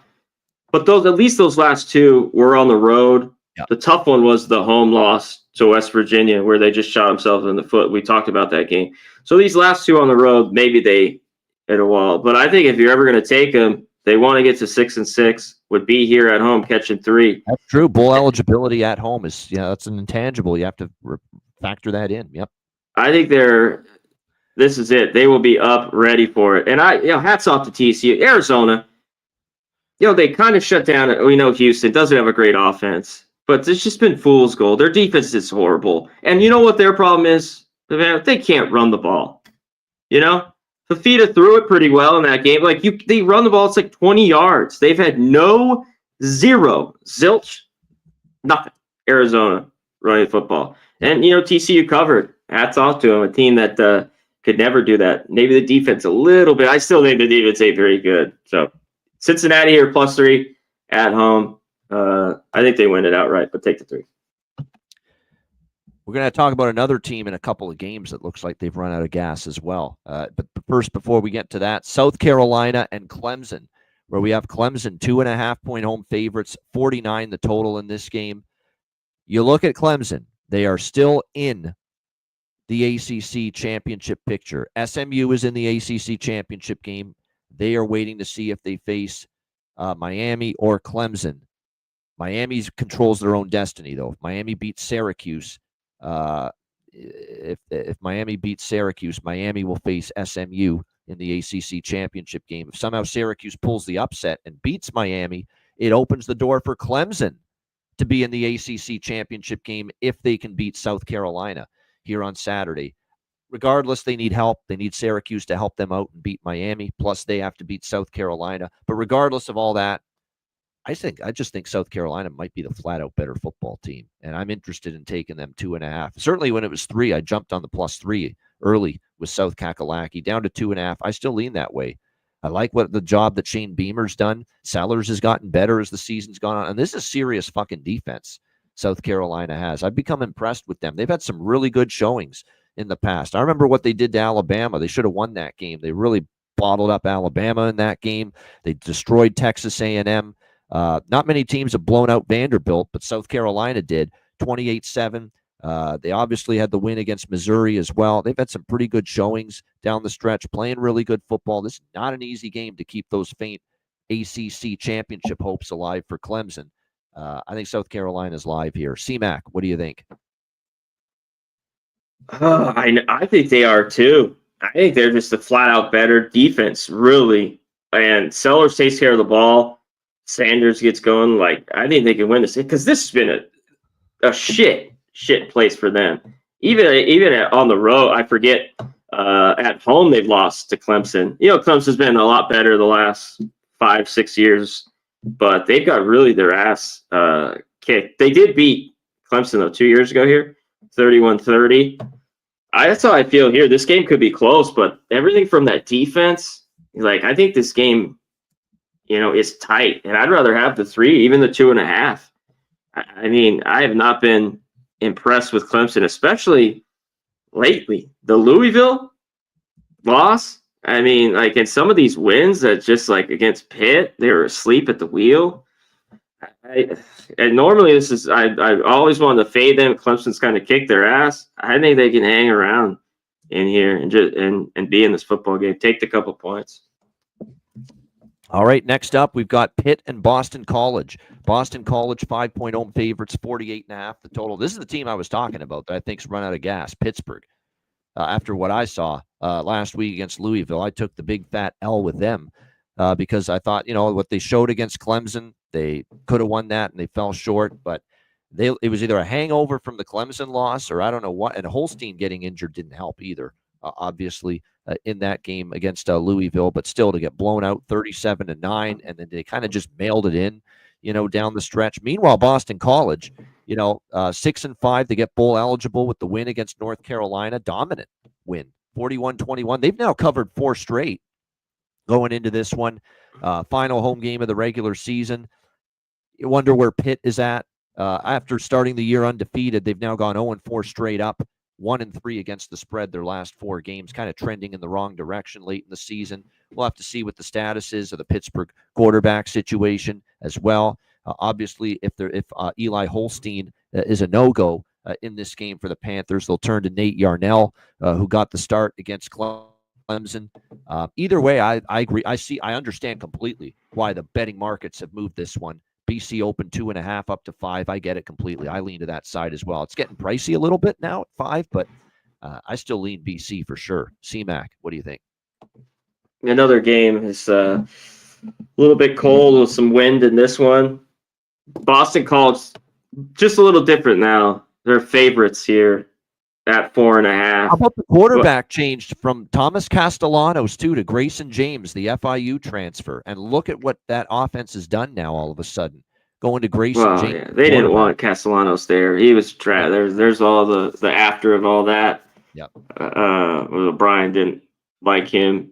Yeah, they kicked their ass. I still think this short number. How do you want to back Pitt? I think you take the.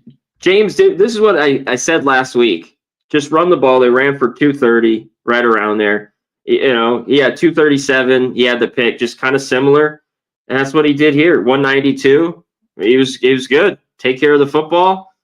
I think they win here too, even laying 4.5. It's just been a little bit different from them covering numbers. I know the Syracuse was the 3, but I think once again, I hate going back after the huge win, but at home here in Pittsburgh, just in the not in neutral, reverse.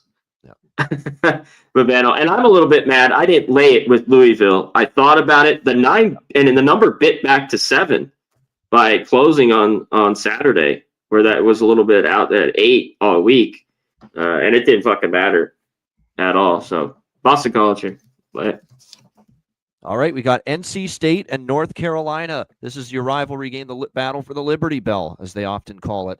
We've got North Carolina, 3.5-point home favorites, 55. No, that's Duke and North Carolina. My bad. This is NC State and North Carolina. We've got North Carolina, 3.5-point home favorites, 55.5 the total. North Carolina obviously got walloped last week by this aforementioned Boston College team. Kind of a flat spot for them, too. Not flat, like they didn't try to lose the game, but I just figured you may not get their best going all the way up to Chestnut Hill, knowing they've got this rivalry game on tap with NC State. A rivalry game where, look, North Carolina is going to want, like, they've lost 3 times in a row to NC State. So something tells me they've had this game circled. And I expect a great effort from Chris Well at quarterback, Omarion Hampton, the running back, the defense, the whole team, I think, steps up, plays a good game here. But at the same point in time, they are 0-3 straight up against NC State in this rivalry the last 3 years. And NC State, coming out of their bye week, I was interested to see what we'd get from them against Georgia Tech. They stepped up. They used that bye week as we're not quitting on this season at 4-6. We're going to try to win. And unfortunately, they fall short, 30-29, but they of bowl eligibility. They could have clinched it with that win against Georgia Tech. They just couldn't hold on late. Georgia Tech comes back to win, but still, they can beat their rival. They can get to 6-6. if they win this game, NC State. So there is a lot, still on the table here for the Wolfpack in this game as well. And I agree with when this opened at 5 with North Carolina as a favorite, I think it was too high at that number. Now down to 3.5 makes sense. I think it's a close game either way. Bailey, the quarterback too for NC State, is getting better each week. I think he's playing better. He's running the football as well, dual threat. There's certainly been better signs of life offensively. The run game's been good lately, especially from that combination of Bailey running it along with Hollywood Smothers, Kendrick Raphael. They've got multiple backs that have been starting to run the football better. We know North Carolina's defense, while a little bit better the last few weeks, it took a big-ass step back last week against Boston College. So still a little leery to lay points with North Carolina. So I think I agree with the move. Above a field goal, I would lean NC State here. C-Mac, what do you think? Yeah, they're probably up for this game, but this is crazy. This was crazy at 5. There's just no way. That was surprising to me. It was that high on the open. Yeah. Take the 3.5 with NC State. This game's close. Probably could win it outright. When you look at the defenses, they're pretty similar. They've both been all right. In the end, I just think North Carolina, it's like you take away from those wins, like nothing. Florida State sucks. Like, I guess at Virginia was all right, but I don't know. I think NC State's hungry. Big rivalry. They want to get to a bowl game at 6-6. Both these teams, I haven't really wanted to back them at all, ever. Of course, I don't want to back North Carolina, but they haven't made you any money, really, either. So I think you take the Wolfpack or nothing here. All right, next up, Florida and Florida State. We've got Florida 15-point road favorites in Tallahassee, 45.5 the total in this game. So last week, huge win, very physical game, emotional win, upset over Ole Miss, really, really hurting, pretty much killing Ole Miss's SEC championship and playoff hopes in the process. You saw the emotion from the players, from Billy Napier, the head coach. You would think maybe a letdown here, but I'll tell you what, the last 2 years, Florida State has dummied Florida. Not dummied them, but they've won the last 2 games. And I don't think Florida's going to take Florida State lightly. I think they're going to come in here and say, we've lost to these guys 2 years in a row. It's payback time here. And certainly Florida State's a team that is ripe for the picking, because you look at these games here, the last 3 against FBS competition, 36-14 loss to Miami, 35-11 loss to North Carolina, 52-3 loss at Notre Dame. I mean, they're not even competitive in these games. DJ Lagway, I see improvement week by week with him. He was solid. Didn't have to throw the ball a ton, but he can run with it too. And he relies on this great running back too. Montrell Johnson had a huge game running the football for Florida last week. Obviously, their defense has gotten better and better throughout the course of the season as well. They did give up 323 through the air to Dart, but they also forced multiple interceptions out of him. They kept the Ole Miss ground game relatively in check. It's just been a hell of a job by Billy Napier turning this team around. For me, this is lay it or don't play it. I just simply do not trust Florida State. They have not even been competitive. They've not even been in the same football field with the recent teams they've faced. And Florida, I know after the big win against Ole Miss, we think emotional hangover. No, they've lost to Florida State 2 years in a row. They know that this team down and out right now. I think they might lay an ass kicking on Florida State. I mean, I don't know if I'll lay it, but for me, it's lay it or don't play it. I don't want Florida State. C-Mac, what do you think? Yeah, I'll be quick. I mean, it is lay it or nothing. I mean, there's just no life from Florida State. The only thing is, this is the rivalry between these two teams. But yeah, how could you want it? I mean, I got nothing here. Florida, great game. The under at a little bit, they won. Ugh, that's it. Luke Kromenhoek is probably going to be the quarterback for Florida State. And I know he played well against, who the fuck was it last week? Charleston Southern. But Charleston Southern. They're not even a very good FCS team from what I heard going into that game either. No, so they're not. Let's not get too. And they gave him, geez Louise. They shouldn't even have that touchdown. Yeah. Like Florida, that's how bad they are. Yeah.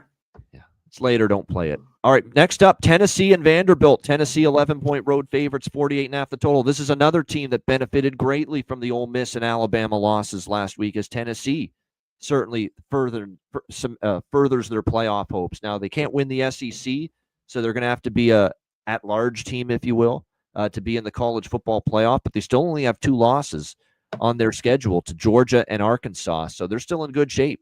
And as long as they win here, yeah, keep themselves in good position to win, to be in the playoff. But it's a rivalry. These teams always play each other late in the year. And Vanderbilt has just been a machine as an underdog. Now, we got a little lucky last week. It was a late touchdown, fourth quarter, and then LSU just took a knee when they got down inside to hang on for dear life with Vandy plus the points there, but they got it done again, and still just the one game this year as a dog that they failed to cover. 7-1 now, ATS is an underdog this year, the Vanderbilt Commodores. I'm taking them here, man. Plus 11. I get that feel. And here's the thing with Tennessee. They lose to Georgia. They don't cover against Mississippi State. They only win by 19. They only win by 10 against Kentucky, laying 17.5. They were 14-point favorites against Florida. They only won by 6. They have not been good as bigger double-digit favorites. 0-4 against the number in their last 4 games, Tennessee, as double-digit favorites against FBS SEC competition. Look at these games. Arkansas, they lost outright. Florida, they didn't cover. Kentucky, they didn't cover. Mississippi State, they didn't cover. 0-4 ATS last 4 as an SEC double-digit favorite. Vandy's live. Vandy could shock them, quite honestly, because this team is still, sometimes their offense with Nico Iamaleava is great, and sometimes it goes cold for extended stretches. Sometimes the defense is great, and then sometimes it gives up the odd big play or two here or there. I think Vanderbilt's going to give them a game, personally. And how do you argue against 7-1 ATS as a dog this year for Clark Lee, Diego Pavia, and this Vanderbilt team? C-Mac, what do you think? Under first, and Vandy. Is both here. The under just keeps cashing for Vandy. The defense has bend but don't break. It's not flashy, but they've been good enough. So I got to give a little credit to them. I mean, even the South Carolina, Pavia's deal with the injuries before and everything going on, but 28 points in that game. They just, in all these games, the defense, I just think, doesn't get enough credit, and the offense, just the long drive, slow play. They're not flashy. They're not running up and down. This isn't, the offense here for Vandy. So under, because we know Tennessee's defense is really good, and they've been a pretty good under team at times when you picked them in spots. So under, and Vandy. One more time, Babano. One more time. Plus 11.5 here. Tight one. I think so. Tennessee. If Tennessee wins, give me Tennessee by 6 or 7 if they win. Not by 12. Not by 12 or more, in my opinion. That's what it's been. Yeah. I mean, Randy's outright won a few of them, but like Texas, they lost by 3. They lost Alabama by 5. Beat Kentucky by a touchdown. You know what I mean? Yep. There's, other than the South Carolina game, they've just been right there. They've either won or lost by a touchdown or less. Absolutely. All right, next up, Miami and Syracuse. Miami 11-point road favorites in the Dome, 67.5 the total in this game. Should be a shootout. The question is, do we get over 67.5? Some of these real high Miami totals haven't always been going over lately, and we saw the scoring really die down in the second half last week against Wake. Syracuse, obviously, you look at them, McCord, and the passing game is the strength. You can throw the football a little bit on this Miami team. They're coming off the 31-24 win against UConn, following the big road upset win at Cal, so they played really good football, especially on offense the last 2 weeks. I'm telling you what, this is now twice in the last 3 weeks. I had Duke plus the points against Miami. I had Wake plus the points against Miami, and just got absolutely brutalized with a terrible beat on both of them with just shit the bed tactics. So did I. I played it late. I was going to stay off, but I was like, I got 24.5. And the whole game till the fourth quarter with 7 minutes was 20-14. Just like the Duke game. Wake led in the third 20-14. Pissed it away. Yeah. 20-14, 8 minutes in the fourth. I'm like, wow, they've got a kick return. Like, if they could get just another field goal or score, this is probably good. 22-0 fourth quarter, right in your eye hole. 7 minutes. Yeah. Like that. Yeah. But interceptions and turnovers and short fields for Miami, and it just brutal losses. You know what I'm doing? Because I'm going against Miami again. I'm stubborn, and I think Syracuse has the passing game to give them some trouble. Yeah, I do too. I'm going to go first half full game split with Syracuse. I'm not dealing with this bullshit anymore. This fourth quarter implosions like Duke and Wake had against the second. It was the whole second half for Duke, and it was just the fourth quarter where it imploded for Wake. I'm not dealing with that crap again. So I'm splitting it up this time. None of this all on the full game for Syracuse here. I'm going to go first half and full game because the first halves have not been good. They lost to Georgia Tech. They had the bad start against Duke. They had the slow start last week. They were only up by 6 at halftime against Wake. So I'm splitting it up this time. Syracuse, yeah, full game, but definitely more, maybe even more on the first half. Because one thing we have seen from Miami is whether the other team gets tired or they just wear down, they start making mistakes, they panic because they're trailing and they've been turning the ball over and setting up this explosive, potent Miami offense with Cam Ward and company on short fields. I don't want to deal with that nonsense again. So I'm definitely, if I'm going to be on Syracuse, but I'm going to definitely split it up this time. First half and full game. Lean over as well. C-Mac, what do you think here? And again, Miami win and they're in the ACC championship game. What do you think here? Yeah, winning they're in. They just want to get the win here in this one. Syracuse, too. It was one I just didn't pull the trigger because I knew they were going to be at home the next week here with Miami, and UConn covered. I wanted them with the 10.5, and I stayed off. I was kicking myself a little bit in that game. Syracuse threw for a ton. I think they're going to have success here. Now, Miami's going to score on anyone. Like, that's just flat out. I mean, they should get to 40, but I think Syracuse at home, they're going to be pumped for this game, and it could be a lot tighter than people think. Yeah, I just think Miami's fraudulent.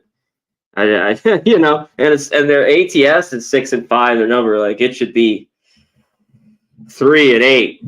Man, but hats off to them. Like, hats off to the people that had Miami that won those 2 bets.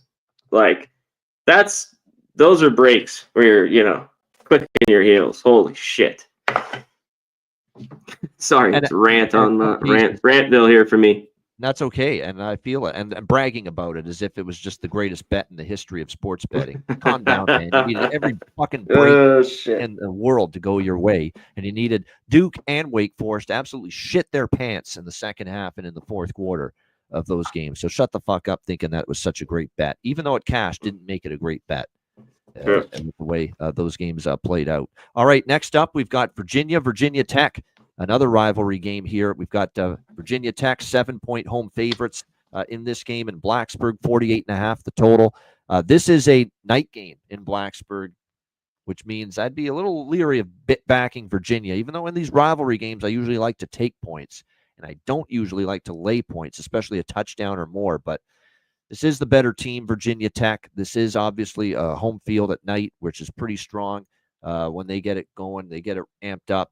And certainly, you talk about a team running out of gas a little bit. We've kind of seen some of that from Virginia here down the stretch with that terrible performance against Notre Dame, where it's just a turnover fest for Calandria. SMU, they get blown out start to finish. Calandria wasn't great again, even though they went back to them. They couldn't run the football at all against SMU, get blown out 33-7. They look like they're on their last legs right now, Virginia, a little bit. So I'm probably going to pass. It's like I'd like to take the 7 in a rivalry spot, but Virginia Tech at home, the better team. They look like they're, like I say, Virginia's trending in a bad way these last couple of games, the way they played. Not enough on offense, turnover prone, not what you want to see. C-Mac, what do you think here?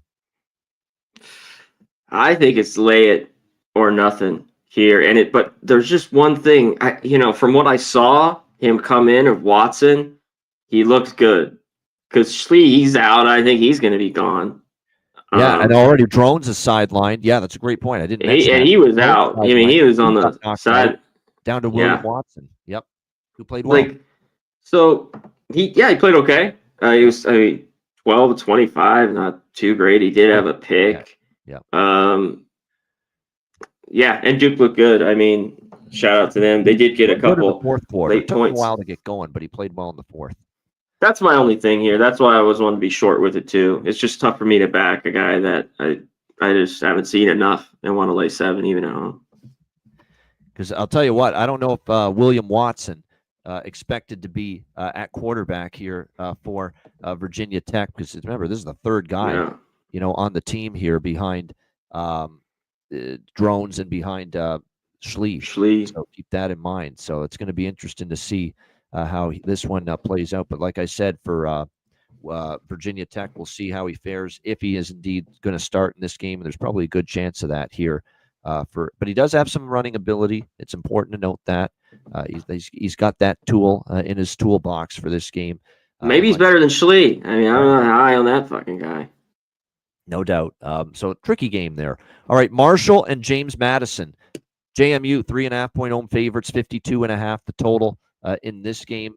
Of course, when it comes to the Sun Belt, there are Sun Belt championship ramifications here, especially when you look at the Sun Belt East, where it's Marshall and Georgia Southern. Marshall can clinch a spot in the Sun Belt championship game with a win over James Madison or a loss by Georgia Southern against App State. Georgia Southern clinches a spot with a win and a Marshall loss. So Marshall controls their own destiny. Marshall wins here. They're in the Sun Belt championship game. I actually think I want to take Marshall here plus 3.5. I like the way they continue to keep playing, quite honestly. They've been good. The Tulsa transfer quarterback, Braxton's been pretty solid for them lately. This has been arguably the best defense in the Sun Belt throughout the court. They've been a point spread machine, 9-1-1 against the spread. Great road win against Old Dominion last week, 42-35. And again, they have just been they've clearly established themselves as one of the top teams in the Sun Belt, which puts them in this position here to be able to get to the Sun Belt championship game with a win. The only concern is JMU on this home field. You know, they've been really weird. It's a weird team. On the road, they've laid some eggs. They've had some duds, James Madison, like at App State last week, at Georgia Southern, at UL Monroe, losing 3 road games as favorites here in Sun Belt play. But at home, they've been a different beast at times. You know, they've blown out Coastal. They've blown out Georgia Southern or Georgia State. They've had some 5-0 at home, undefeated. So not an easy place to win for Marshall in a game they got to have to guarantee they're in the Sun Belt championship game. But I just think they're the better team. I think they're the better defense, too, because James Madison has given up points. I like Barnett, but they have given up some points. 3.5, it's Marshall or pass for me. What do you think here, C-Mac? Yeah, all of a sudden the defense is falling apart for JMU. And I think what you just touched on, what I was going through last night, is the fraudulent, because these shitty home team here at home. Ball State, Coastal, I mean, it's a good win, 39-7. But Southern Miss, Georgia State, I mean, what the? And then they've just been awful on the road. Awful has been James Madison. But they do play better, you know, at that house. I mean, how can you go against this Marshall team?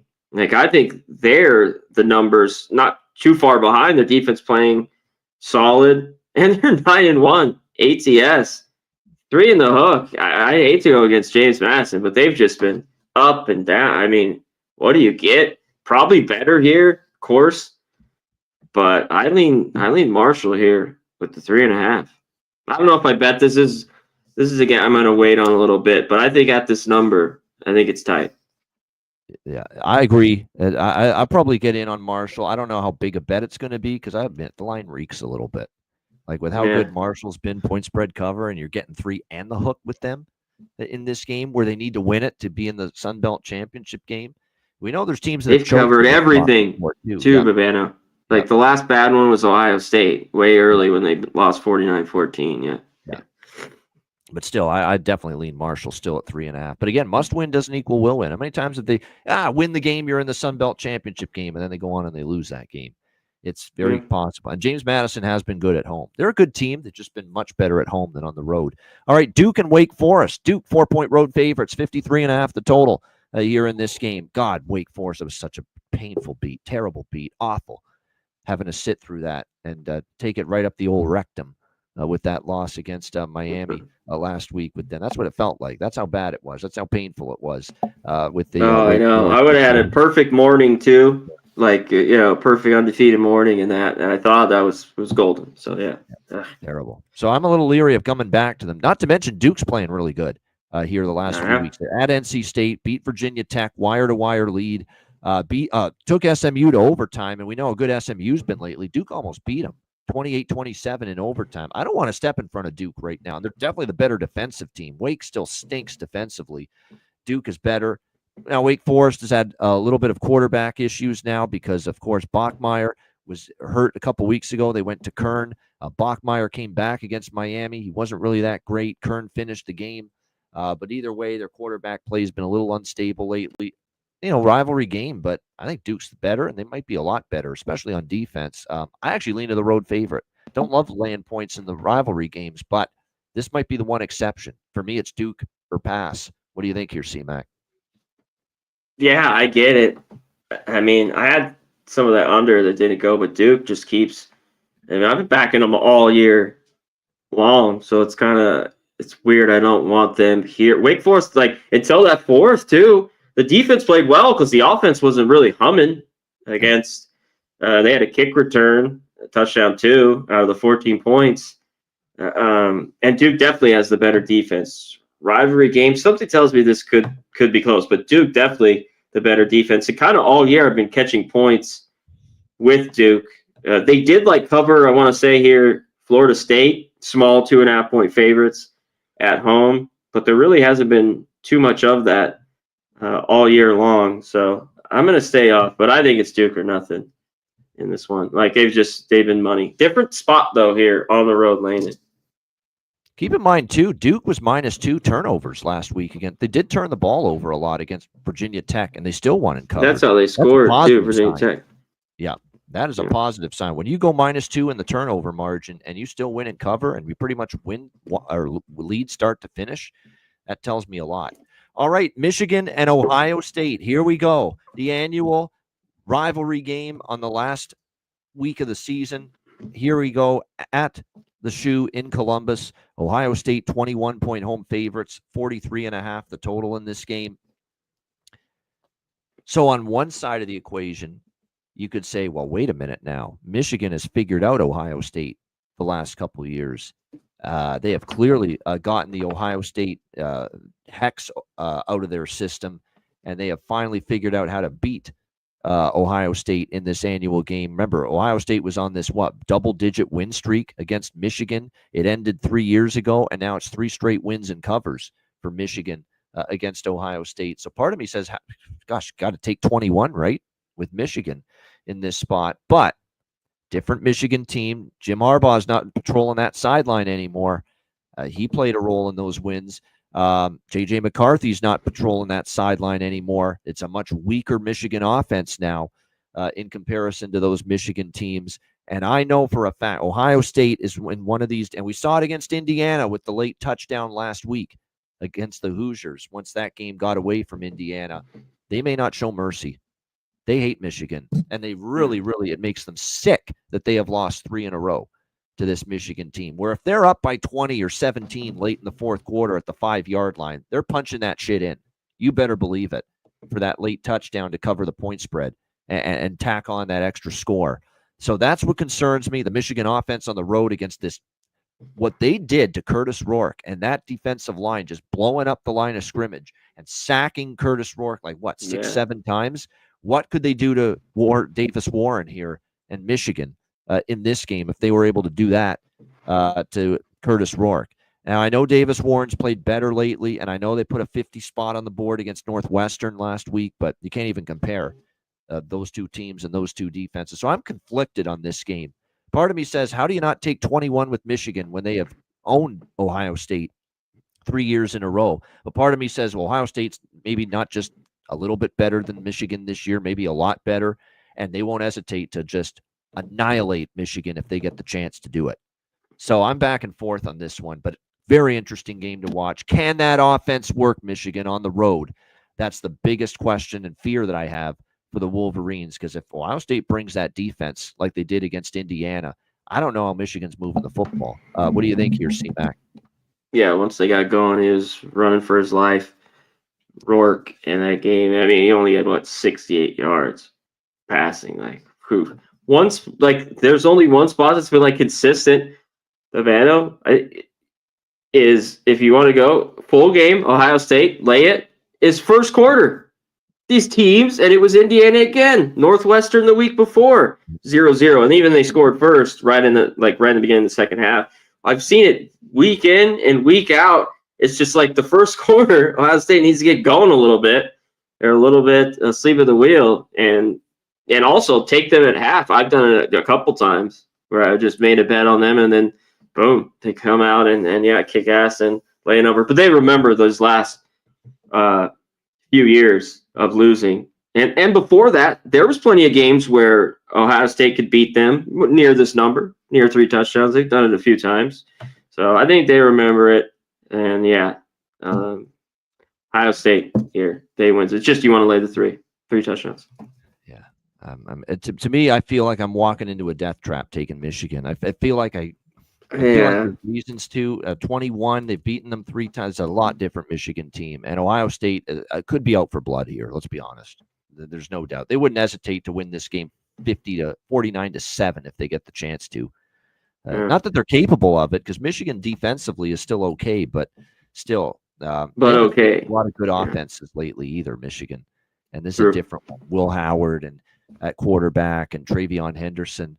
And what a cocky bastard Will Howard's turning into. He was always this polite, good, humble kid at Kansas State. He gets to Ohio State and he's flapping his gums and he's he's taunting the other team, taunting the Kirk Signetti. He said with the Google it. I mean, my goodness, he's turned into a bit of a arrogant bastard here now that he's playing for Ohio State after just being a standard kid.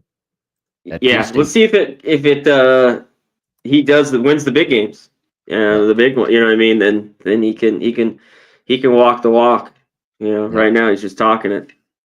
Yep, no doubt. This is a big one because they will be definitely playoff bound. Well, certainly Big Ten championship bound with a win there against Michigan. All right, Rutgers and Michigan State. We've got Michigan State 1.5-point home favorites, 48 the total here in this game. Michigan State, not pretty, but they won against Purdue, although barely beating Purdue at home the way they did and hanging on like they did. Doesn't inspire confidence. I mean, do I want to take Rutgers on the road here after what we saw last week from that defense, which just what an crazy, insane finish with them in Illinois. I mean, that fourth quarter just ended up being nuts, went off the rails. It's funny. The Athon Kaliak-Manis is finally starting to play some good football. Now the defense can't stop anything. That's been the problem here for Rutgers. The quarterbacks actually played probably some of the better football, and Monangai, the great running back, has been good, but suddenly the defense just continues to be an issue. Michigan State, they didn't play great defensively against Purdue. Purdue's offense is terrible, and they struggled at times. Maybe this isn't over here with these two teams. I lean that way. I don't have a strong opinion on the side. I think it's very much coin flippish, and that indicated by where this point spread is. C-Mac, what do you think? That's how I feel. This ugly. I kind of lean Michigan State to get to 6 wins. Yeah, they need bowl eligibility big time. Yeah, Rutgers already has that. Yep. Yeah. I think they could figure and get it here at least home. That could be close, but with the number, they just need to win. So I think they can do that. And last week we talked about it. I mean, at least hats off to Purdue. 24-3 at halftime.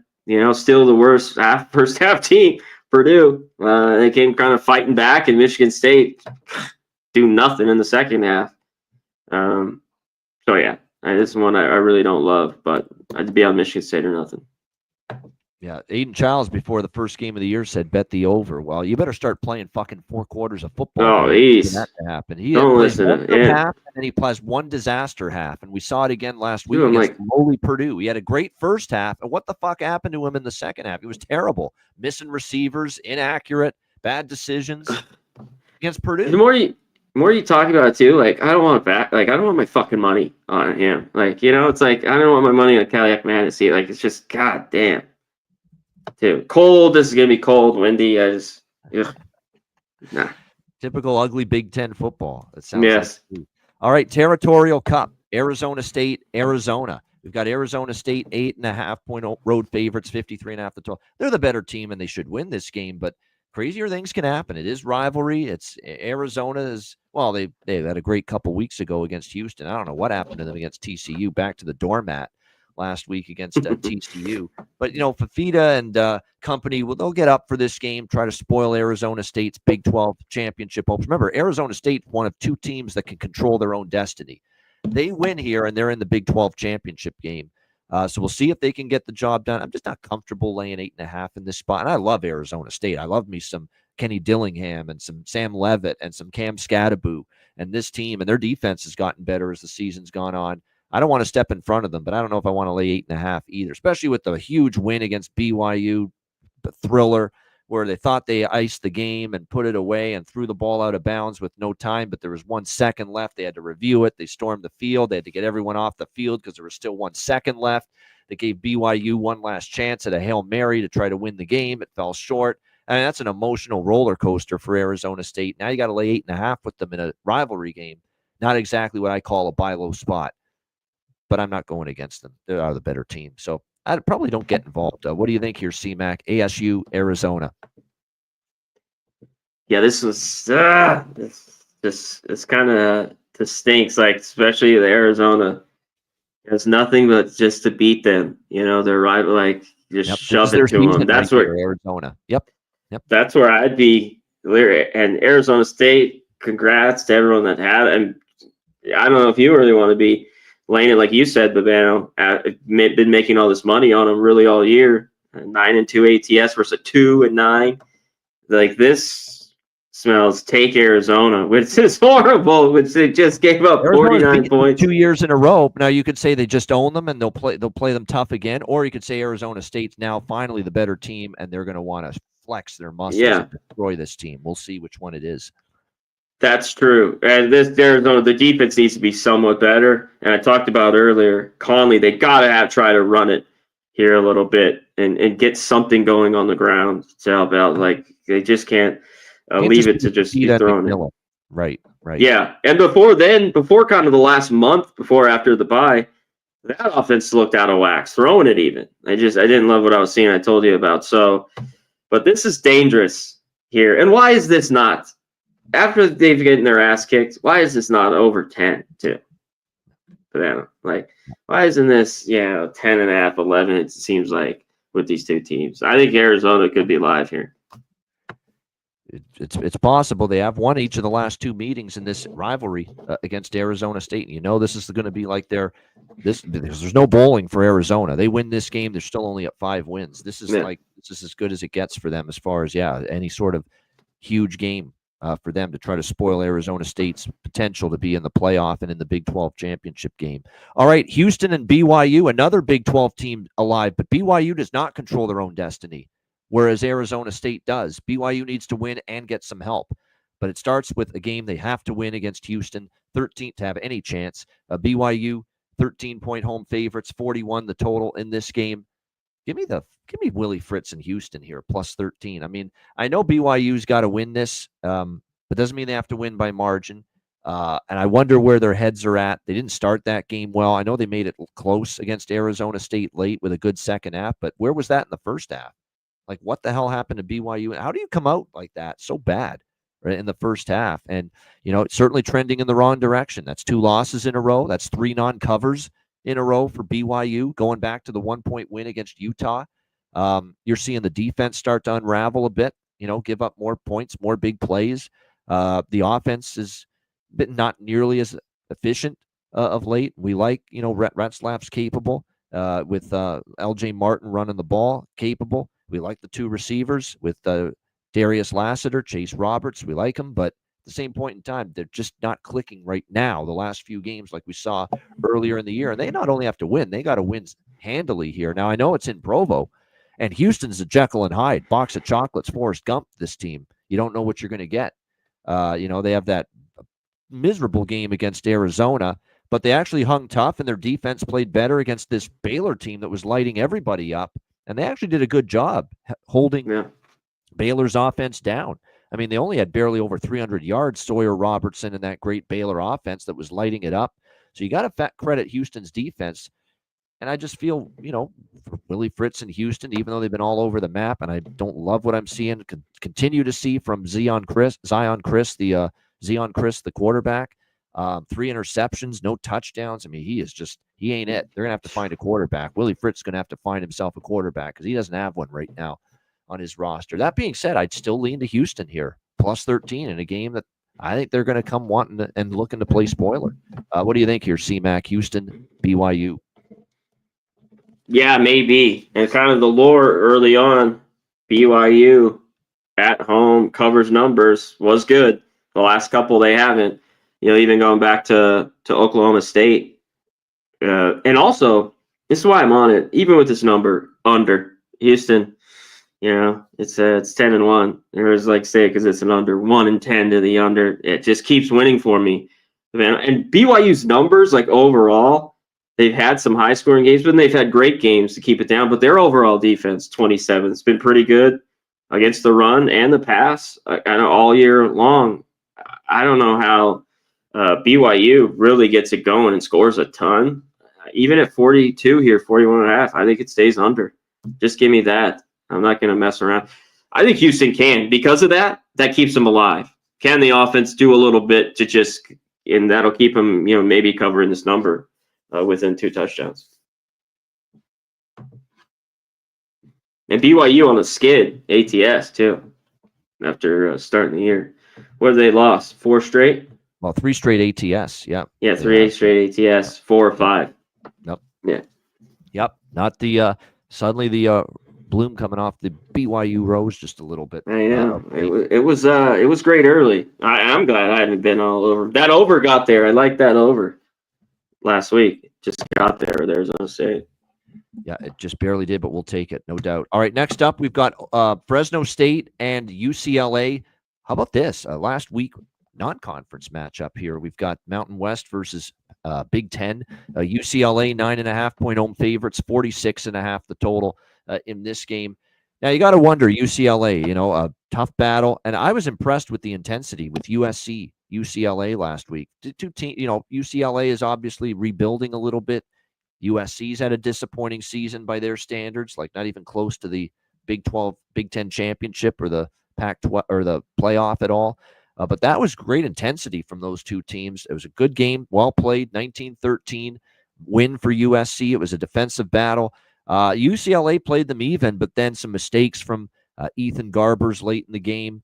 Stopped on that 4th down, ended up really hurting them. And I feel bad for the UCLA backers. That decision to go for it, 4th and 1 on their own territory when they were down, that led to the touchdown that covered the point spread or the field goal, I should say, that covered the point spread for USC in that game. Trying to bounce back from a tough rivalry loss and now being asked to lay 9.5. Keep in mind this great point spread run of UCLA, all as underdogs, where they've gone 6-3 against the spread their last 9 games. In fact, if you go back and look, UCLA hasn't been favored since the very first game they played this season, which was all the way back in August at Iowa. They were 13.5-point favorites. They escaped by the skin of their teeth and won by 3. So it's the only time they've been favored other than this game. And look, Fresno, a team that was struggling, but they got healthy over the bye week. And you could see their defense played a lot better. Mikey Keene was a lot more effective, as was the offense for the Bulldogs. We'll see if, and they're going to be excited to play against UCLA. They beat UCLA 40-37 just 3 years ago. They won outright here as 11-point dogs. This is a Fresno or pass spot for me. C-Mac, what do you think? Yeah, I'm going to be on Fresno here in this game. And right now there are no 10s, right? Yeah, 9.5 across the board. Yep. Yeah. God damn it! If I can find a 10, I will be on them in this game. They've had a couple, at UNLV where they got their ass kicked, and then before the bye versus Air Force. Hey, shout out to Air Force playing a lot better, winning football games without a passing yard. Got to give kudos to that. But man, old school, I love it. But Keene's been good enough to seem 6-5. I think they're going to be ready for this after the win last week. And I have to say that, you talked about the Wake Forest loss. This was the worst loss too at the end of the night, which was UCLA. It's still a good college weekend, but they're winning that whole game. Garbers is doing everything that I want him. He's not turning the ball over. I mean, the defense is playing well. It was just crazy. They took 10-9, third quarter. Then they go up another field goal, 13-9. Then there was that touchdown. They just couldn't do anything there late, and that was the shits. And they just couldn't do it. SC tacked on that field goal. So everyone that had SC, man, that was one you had to feel just unreal to cover by just a point, because I thought it was a great football game. Mayava finally had a big a big series where he went down and scored that touchdown. So kudos to him. He was running and made some big plays and big throws. But going back, I take it again. Hard. They could have ran a little bit better, but 20 of 29 for Garbers, 265 and a touchdown. Yeah, this game was so even for it to be. But that's how football goes. There's one winner, one loser, one team that covers and doesn't. Yep. And this week we think it won't be UCLA covering again because both Connor and I lean in with Fresno State here in this one. All right, West Virginia, Texas Tech, 3.5-point home favorites, 65 of the total. Don't look now. West Virginia, another one of these cases where we thought, it looks like they are ready to call it a season. And suddenly they've risen up here from the ashes 2 weeks in a row. Well, they were competitive against. Actually, it's been more than that. 3-1 their last 4 games. A big win against UCF at home. So the effort's been good. And I think Garrett Green getting benched and then coming back in as the quarterback kind of gave him some new life, new perspective. Like, hey, I got to be better. And he has played better. Now, the defense still does worry me. And we know Texas Tech can absolutely score points in bunches with Baron Morton, Taj Brooks, Caleb Douglas. I mean, they've got a great trio there, receiver, running back, and quarterback. I like the over for sure. I definitely think we're going to see points here scored in this game. But 3.5, I kind of lean at north of the field goal number. I kind of lean West Virginia here. I mean, they've kind of shown some late life here late in the season, which you like to see. Not to mention, the fact that they got bowl eligible last week. To get to bowl eligibility when it wasn't looking good at one point, you got to give them credit. So I lean to the dog and like the over here. C-Mac, what do you think? Yeah, I'm off here. That was just one where West Virginia I thought couldn't get it done, but they hadn't played kind of a team like UCF at home to win, where they've just been flat and haven't got it done, and they do. That was one I was just wishing I had money line on them last week. I think this will be tough. I agree with you. I'd lean over. I just think we're a little high here at this number. But shit, it still could get there. Both these defenses are awful. So is Texas Tech. One spot with Texas Tech has been pretty good. Don't love the hook. Is at home. I've backed them, plenty of times. Kind of small numbers where they've covered for me. But I got to pass here. I don't want anything in this one. But I definitely think we get points. All right, Oklahoma and LSU. LSU 6-point home favorites, 47 the total. This is a night game in Baton Rouge, so we know that's usually an advantage for LSU. But they didn't cover last week against Vanderbilt. They won, but they didn't cover against Vanderbilt.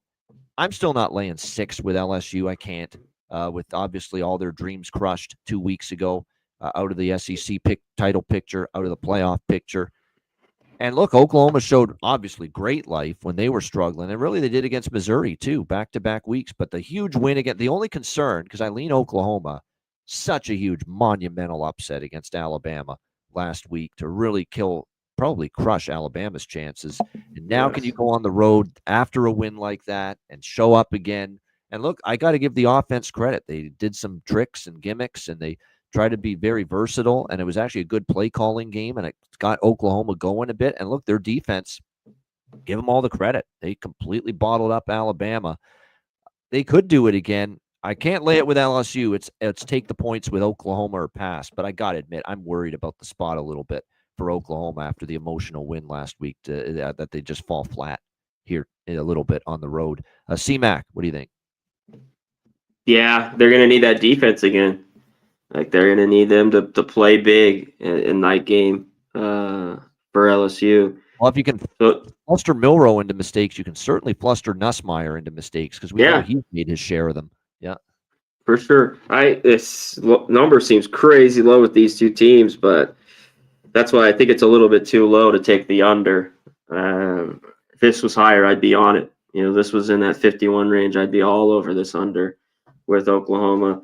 And LSU is just not playing at a crazy pace and getting up and down. The defense is somewhat better. That's why they haven't been going over all year. Yeah, the trick play, they ran the ball solid. I mean, Arnold did. He was 9 of 11 for 68 yards, but he ran for 131. Robinson had 107 and a couple touchdowns.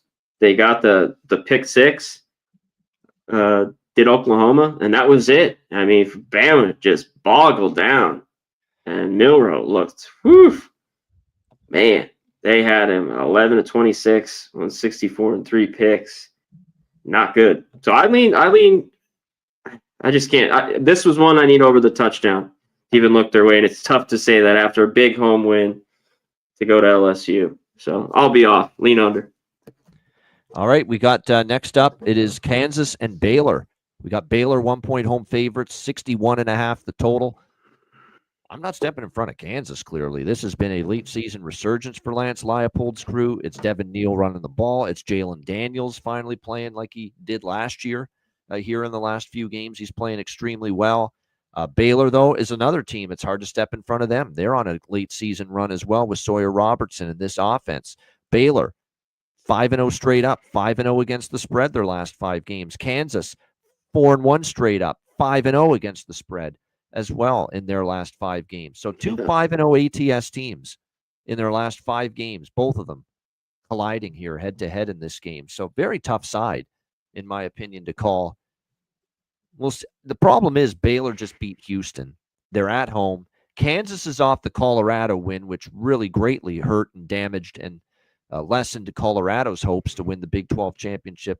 Is there maybe more of a letdown for Kansas in this game than there is for Baylor? Maybe for that reason, I'll lean slightly to Baylor, but I don't think I want to bet against either of these teams. What do you think here, C-Mac?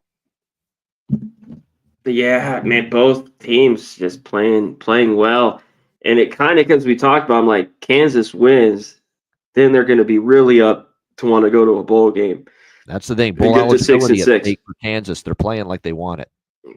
Big time. Because normally this has been horrible. Like, and Baylor's kind of just owned Kansas. They have not beat them in forever. Forever, it seems like. And Kansas a lot bad football teams for years and years and years. Baylor's been better. This Baylor offense has been humming. That's why it's too tough for me, because I think Baylor wins, but Kansas playing well and wants the bowl game, so it's tough for me. I think it still can get over this number. Baylor back after the under to Houston. Houston Kansas drags everyone into unders, so keep that in mind. Oh, yeah. Drags it down.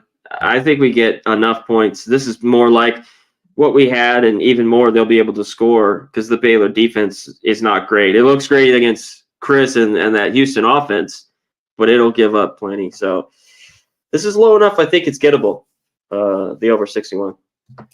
All right, California and SMU. We've got SMU 13.5-point home favorites, 57 the total in this one. Now, SMU's in the ACC championship game. That's confirmed. So is this a go-all-out spot for SMU? I'm not so sure. That's why I'd be hesitant to lay the points, but do I want to take Cal? West Coast to East Coast trip. Well, not all the way East Coast. West Coast to the Midwest, because Dallas. Still a lot of travel. Off the emotional comeback win against Stanford. You all saw the interview with Fernando Mendoza after that game, quarterback for Cal. Emotional. Do they have anything left in the emotional physical reserve here in this to take on, obviously, a juggernaut SMU team that has just been on an absolute heater down the stretch? That's the question. So probably not a game I touch, other than maybe I look at an SMU team total just because Jennings in that offense, they're definitely playing in peak form right now offensively. What do you think here, C-Mac, Cal, SMU? Yeah, I could see, like, SMU takes care of the ball. Like, yeah, I could see them covering this number, but because it's not huge, like, this game, they gotta win. I can't take them. Like, I've seen enough of them when they've been riding high and playing well, but the turnovers, like, has been there. Even BC, who covered that game, they were laying, what, 17 or 18. I just can't do it. This is a pass for me too. And this was maybe over the 2 touchdowns. I think Cal could be a look, because I think their offense could hang around here. That defense for Cal has just really gone up and down. It's just been so up and down. Early in the year, it had some good games, like at Auburn, a few of these, and then they've gotten gashed. And they've been a team where it's just not been focused. They've got leads that they've blown, and talk about, yeah, it's so tough. I think Cal, though. I think the points. All right, this is a great one. This is basically battle to get in the SEC championship game right here. Texas A&M. Texas Longhorns, 6-point road favorites, 48.5 the total. Game is at Kyle Field here in College Station. Look, everyone's going to jump off Texas A&M and their bandwagon right after the loss to Auburn last week. Painful loss. They had a brutal start. And look, they did everything they could to try to battle back, come back and win. But just unfortunate that they get a 2-point conversion, Auburn, and Texas A&M can't convert on theirs. That ends up being the difference, and they lose that game in overtime. But the good news is, because it was only their second conference loss, A&M still controls their fate here. They win this game, they're in the SEC championship game, and obviously they win that, they're in the playoff, and they still might be in the playoff. Well, I don't know if they'd be in the playoff if they lose this game, but it's still there for the taking for A&M, but won't be easy. Texas obviously has played great all season, still just the one loss to Georgia. They've bounced back, and they've won every game since then, but not necessarily from a point spread standpoint. Just 1-4 ATS the last 5 games for Texas. Didn't cover against Vandy, won by 3. They did get the cover against Florida, but that one cover, Florida was down to like the third-string quarterback out of the Ivy League school, Aiden Warner, in that game. And so keep that in mind. Then the other games they didn't cover. At Arkansas, they only won by 10. And then Kentucky last week, they won by 17, but Kentucky pretty much wire-to-wire point spread cover, getting 3 touchdowns. Quinn Ewers certainly and that offense are very capable, but they're an offense that gradually moves the ball down the field. They've got obviously Wisner and Blue running the ball. Matthew Golden, Gunnar Helm, great tight end. Silas Bolden, Isaiah Bond. They got certainly Ryan Wingo, a lot of good receivers. But they haven't been exactly ripping it up and as efficient on offense as they've needed to be because, look, they've had trouble covering some of these bigger numbers. A&M at home's a tough place. I think they rally the troops after the Auburn loss, and I don't know about win the game, but I feel this is a down-to-the-wire field goal game either way. I'm going to take A&M here plus the points. Lean under as well. C-Mac, what do you think? I think it is too. As bad as the loss, was, and it showed in that line we talked about, in Auburn, and that went down to 1 for a while, and it moved back up right before kickoff to 2.5. Shocking how bad their defense was against Auburn, but I think hopefully, especially early, nip that in the bud this week. Yeah, especially right away that first quarter. So the first half was like, what? You're letting Auburn Thorne throw all over you and shit? Like, what the hell is going on? And Texas lately played well to try to get him back. Yeah, to get him back Texas just hasn't covered any numbers. Like, if they had been winning bigger, I think you'd have way over this touchdown too, Pavano. But these games, 31-14, Kentucky slides in there, Arkansas.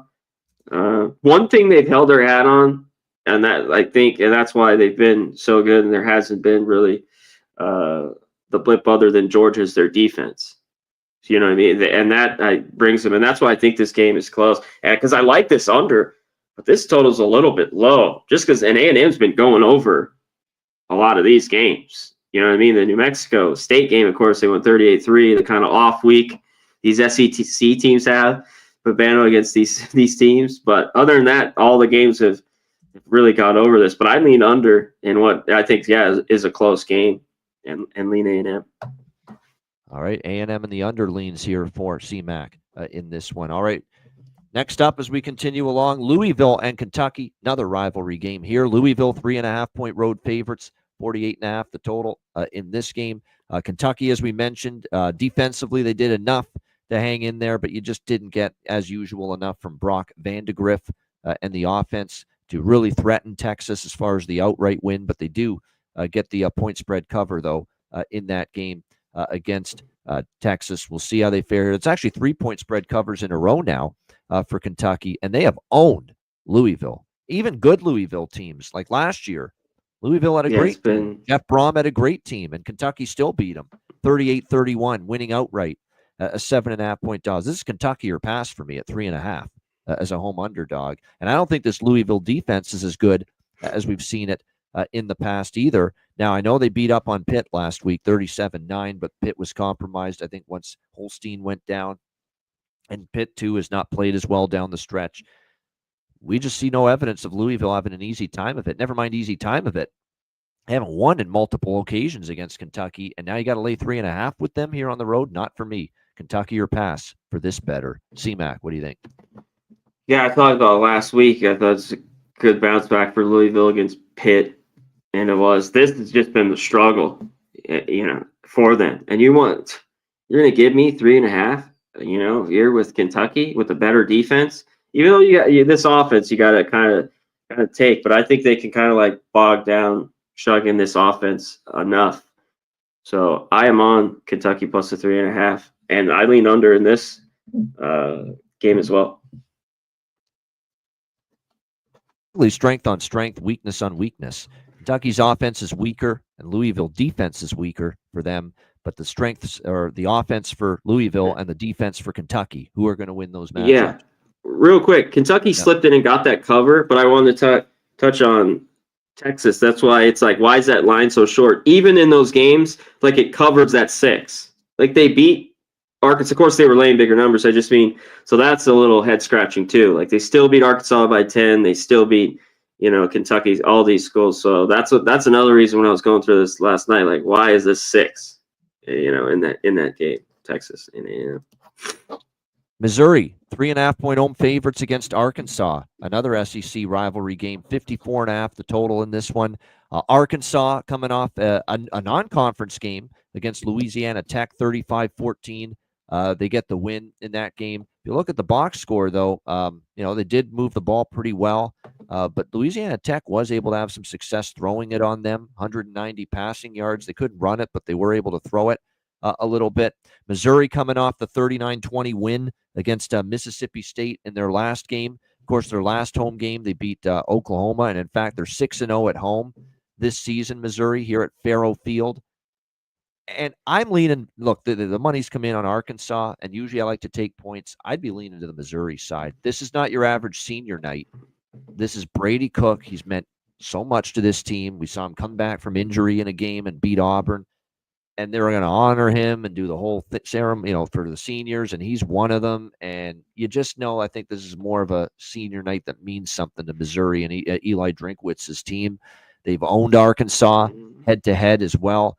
They've won, obviously, each of the last 2 meetings, and 8-2 straight up the last 10 meetings versus Arkansas. And I think the line's now getting cheap enough at 3.5 where I'm interested in Missouri now at the current number.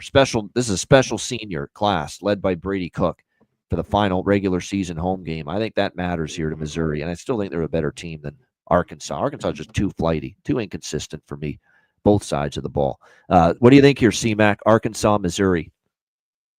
Yeah, they have been, this Arkansas team. If I get to 3, I'm going to move on Missouri here. But, man, at home, I think they do win big. Like, Arkansas got to 6-5. Missouri's been a lot better at home. And I love this team. And a little bit of frauds, especially, their defense good, not great. The crazy game with Oklahoma at home. But they beat Auburn by 4. Like, I think it's light. You're talking about. I get a 3. I'll move on them. I mean under too. Especially if this Arkansas defense comes to play, it will be like. But I've seen them get ripped. I've seen them look great, and I'm like, what is this defense at times? Sometimes these teams just scratch my head, like what's going on. But they come to play, it's definitely staying under. So yeah, if I get 3, I'm on it, and I lean under. All right, Iron Bowl, Auburn and Alabama. We've got Alabama 11.5-point home favorites, 52 the total here in this game. What can you say about Auburn? Great win, hell of a performance, beating Texas A&M at home. And certainly the first thought is, if you're beating Texas A&M at home, and we just saw what Alabama did last week, don't you have to be on Auburn here? And we know Auburn sometimes can give Alabama problems in this rivalry. That being said, a lot of the problems have been in Auburn, not necessarily in Alabama, because if you actually look at the games in Alabama, Alabama's destroyed Auburn multiple times. But this is a different Alabama team, clearly. Obviously, it's not Nick Saban anymore. It's Kalen DeBoer. We know it's Jalen Milroe that's had the great game against LSU, had the great game as well against Missouri. But my gosh, I was mortified what we saw from them against Oklahoma last week. Couldn't believe how bad it was for him. 3 interceptions. The run game, the quarterback run game was completely shut down by Oklahoma's defense in that game. The question is, can Auburn's defense replicate that and keep Jalen Milroe from going off running the football? Their run defense has actually been good, 20th, only giving up 110 rushing yards per game, Auburn. So, I mean, and we didn't see Alabama necessarily. The last time they had this crushing loss, CMAC, or one of the other, they had the Vanderbilt loss, and then they came home and played South Carolina, and they escaped with a 2-point win. Didn't even come close to covering. Now, they did have the Tennessee loss, and they beat up on Missouri the next game, but then that was the game Brady Cook got injured, and Drew Pine had to take over, and he was horrible. That was one of the worst. That's what allowed Alabama to probably pull away and blow them out. Until then, it was a close game, and when Brady Cook was in there. So I probably have to lean Auburn here just by default, because you assume Alabama off a loss and a rivalry game beat the hell out of Auburn. First of all, Auburn's playing better. They're running the ball. Thorne's been a little bit better. Their defense is capable. And Alabama, when they played Vandy, their first loss, they didn't bounce. Well, they did, but they won by 2. They escaped South Carolina at home. And then the Missouri game off the loss to Tennessee, but that game was close. And then Brady Cook got injured. Drew Pine, who's terrible, took over. Mm-hmm. And then that's only then is when the game got away from Missouri, and Alabama romped in that game. It was close when Cook was in the game. So I probably have to lean Auburn plus 11.5. It's difficult after what I saw last week to lay 11.5. I know it's recency bias, but it's true. Not good from the Alabama offense in particular. What do you think here, CMAC Iron Bowl? Yeah, Iron Bowl. See, one thing with Alabama, with Saban off a loss, was they were golden. Just different times now. What is that going to be consistently with the board going forward? We will find out. I think they do play better. This has just been classic. Whether Auburn's been good the last 10 years or some down years, they've gotten blown out, or these games are tight as fuck. They're super close. They've even won or they barely lose. And I think they can cover this number. I hate taking Peyton Thorne. The one spot, he beats up on bad teams, these teams like Mercer, whoever that come in, they play, or as a dog. You just can't take him laying points ever, I don't think. And I still worry about him with the mistake. But why I think Auburn is in this, the defense, the numbers here. I mean, Bama's got a solid defense too. When you look at everything, Auburn's offense can run it. I think they're in this. Unless we get an Alabama team that's so pissed off and comes out blazing here, I could see that too. But my leans as well. I mean, how do you not get up here? All right, well, Auburn, Bama. Yeah, Auburn for me or nothing. All right, Auburn lean for CMAC in this one. All right, next up, Kansas State, Iowa State. Iowa State 3-point home favorites, 51.5 the total in this game. Iowa State is the other Big 12 team like Arizona State that can control their own destiny, win, and they're in the Big 12 championship game. It's that simple for Iowa State here. But Kansas State's no pushover. We know that. And that's going to – and by the way, Kansas State, they actually still have a smidgen of hope to get in the Big 12 championship game. They need losses by Arizona State, BYU, and Colorado, and they have to beat Kansas State, or then they have to beat Iowa State, and have the other 3 teams all lose, plus have a Baylor loss. Make sense of that if you can to get in Kansas State. But that is a small pathway. So Kansas State, you're telling me there's a chance, right? The Dumb and Dumber line, Jim Carrey.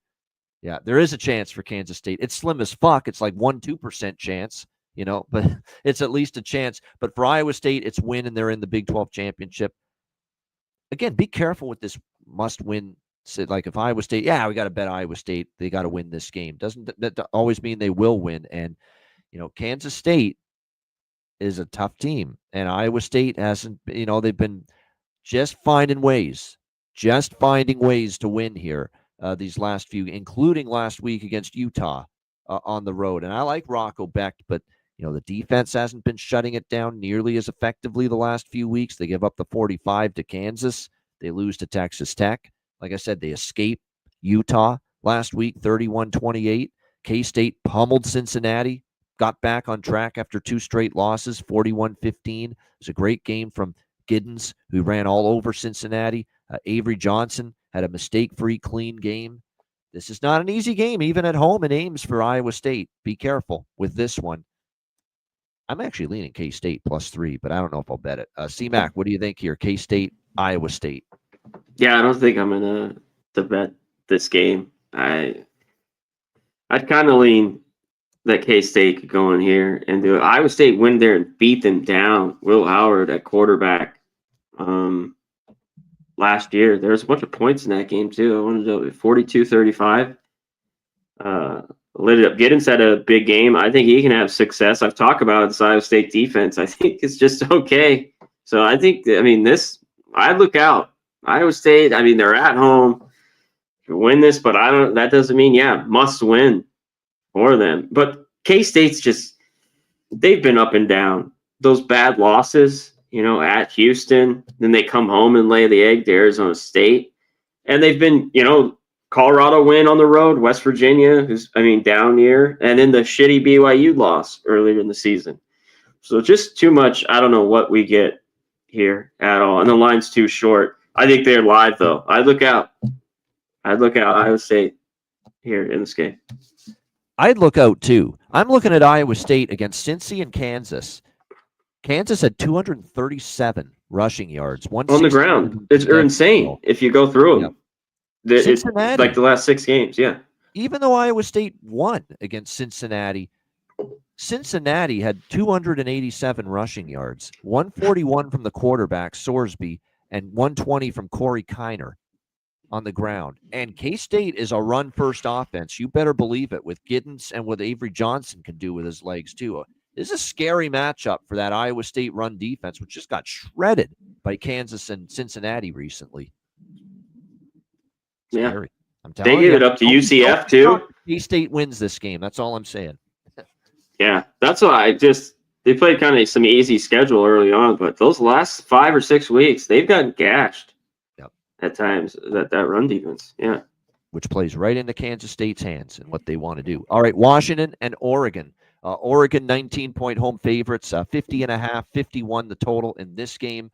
I think this is going to become the new rivalry because they played Oregon State and Oregon earlier in the year. Normally this would be the Civil War this weekend, but they played it earlier in the year. So maybe they're going to make Washington, Oregon, the new rivalry here late in the season. But either way, we've got it. Oregon coming off a bye week because they played Wisconsin 2 weeks ago. All of a sudden, they've failed to cover in 2 straight games, Oregon. Against Maryland and Wisconsin, they won both games, but they not enough to cover the number. Washington's also off a bye because they played UCLA a couple weeks ago at home, 31-19. Here's the issue with Washington. I don't know if I can trust them on the road. 4 Big Ten road games. Yeah, it's the road. Against the spread. And in 3 of them, they've been blown out. They lose by 24 at Iowa, they lose by 14 at Indiana, and they lose by 29 at Penn State. Not even competitive in any of these road games, and Oregon might be the best of the bunch. So, can't do it. I don't know if I'm going to lay it with Oregon because the point spread has seemed to catch up to them the last couple games they failed to cover. I don't know if we're at that time. We're at the time of the year where I wonder if there's value anymore with Oregon. There may not be, but I don't know if I can trust this offense, especially of Washington, enough on the road to be able to put up enough points to get me inside at this kind of a number. Maybe a lean to the under, but it's scary sometimes even with Oregon games to go under based on the fact that they can just rip off big plays on offense at any given moment. By the way, head-to-head, I know last year this was the Michael Penix, Kalen DeBoer Washington teams. Washington did win both meetings last year, including in the Pac-12 championship game. You got to think Oregon now remembers that and says, even though it's a different Washington team, brand new coaching staff, a lot of new players, new faces, we may want to put a step on the neck of this team, Washington, after what they did to us last year. What do you think here, C-Mac? Washington, Oregon? Yeah, I can't take Washington. I look at this. They've just been horrible on the road. They've just been a different team. And then there's the problem lately with Rodgers and Williams, the other quarterback. Even with that win against UCLA, because they went to it the week before. Yeah, Williams played too because Rodgers had 2 picks in that game. I don't love that they're going back and forth at all too. Not in Rodgers, just he is what he is. Oregon could win this huge, and they remember that. I was happy last year to have Washington in those 2 games. So Yeah, it seems like Oregon wins. It's just if they cover in this game. Washington, the road numbers are just ugly, ugly, ugly, ugly. Ugly, ugly on the road. You're absolutely right. You're no question about that. Oregon wants style points too a little bit. I like. I think. I mean, they haven't really all year. They've just gone up and sat on some leads. And some teams cover that way. Like that's could be weird here. It's just a little flighty. The whole. I just gotta be off. All right, no problem there. All right, Purdue and Indiana, the old Oaken Bucket rivalry game. Indiana 29-point home favorites, 56.5 the total. So this could go one of two ways. Either they're totally disheveled, crestfallen, kind of a kick in the gut. They thought they were good enough to compete with Ohio State and end this rhetoric that they haven't faced anybody. And obviously, look, Ohio State took care of business. I'm not so sure this is a down in the dumps Indiana team when you have a guy like Kurt Signetti, though, as your head coach. I think he can pump up the troops again here. And plus, style points matter. Like, there's still talk Indiana with all these upsets last week. Still, there's a path for them to be in the playoff, even if they don't play I think they could get game. Big win here. One loss. They've beaten, even though it's been a soft schedule, they beat the shit out of every bad team they played. Why can't they beat the shit out of this Purdue team? Which continues to be bad. Now, last week they competed with Michigan State, but you can't even put Michigan State and Indiana on the same planet right now. Too many mistakes. You're right. I thought they hung in there. They got the early touchdown. Remember, they got a 7-0 lead, Indiana, very early in that game as well. And then you're right, mistakes and the defensive line wreaked havoc for Ohio State. That ended up being a big problem. This, to me, is lay it or don't play it. I can't back Purdue. I won't back Purdue. And Indiana might be wanting to kick the shit out of somebody, and this is the opponent they're capable of doing it against. What do you think here, C-Mac? Purdue, Indiana. That's how I feel. Like I'm not going crazy here to just rush to lay it because I think, and they want like to beat up a team like this Purdue team. This used to be a good rivalry and good games. Normally, Purdue's just that bad this year. And one spot with Purdue, even though it didn't work with Illinois and Michigan State, they got their ass kicked in the first half. There's been one spot, 2 games, they came back, but the rest they've gotten drilled. So can they do anything? I mean, this team's just been. This is one of the worst. This is the worst Purdue football team I have ever seen. Like they were bad last year. This is the worst ever. Indiana, yeah, they want to win 56-7. Just kind of like they beat Nebraska because those wins are still big. Like they beat up Washington 31-17, Michigan. Like those still matter. And yeah, win big here, they'll be in the playoff. They'll be right there in the lower seed. Yeah, no doubt. To me, it matters to Indiana to get this, run up this score, and win by 31. Hell, win by 38. Win by 45 if you can. Because if you do that, I think it shows everyone that you can come out and put that behind you. And again, you can only play who you play on your schedule, and you never know. Let's see where the chips fall in these other let's see what happens to Georgia this weekend against Georgia Tech. Let's see what happens to Tennessee this weekend against Vanderbilt. Yeah.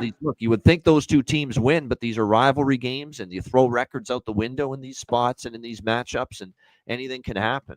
And then all of a sudden, the door opens ajar for a team like Indiana to get in the playoff, even with the one loss being the one, by far toughest game on their schedule, Ohio State. If they can pump a team like Purdue this weekend, Indiana could still be in the mix. So there's incentive to pile on margin in this game if you're Indiana and you get the chance to.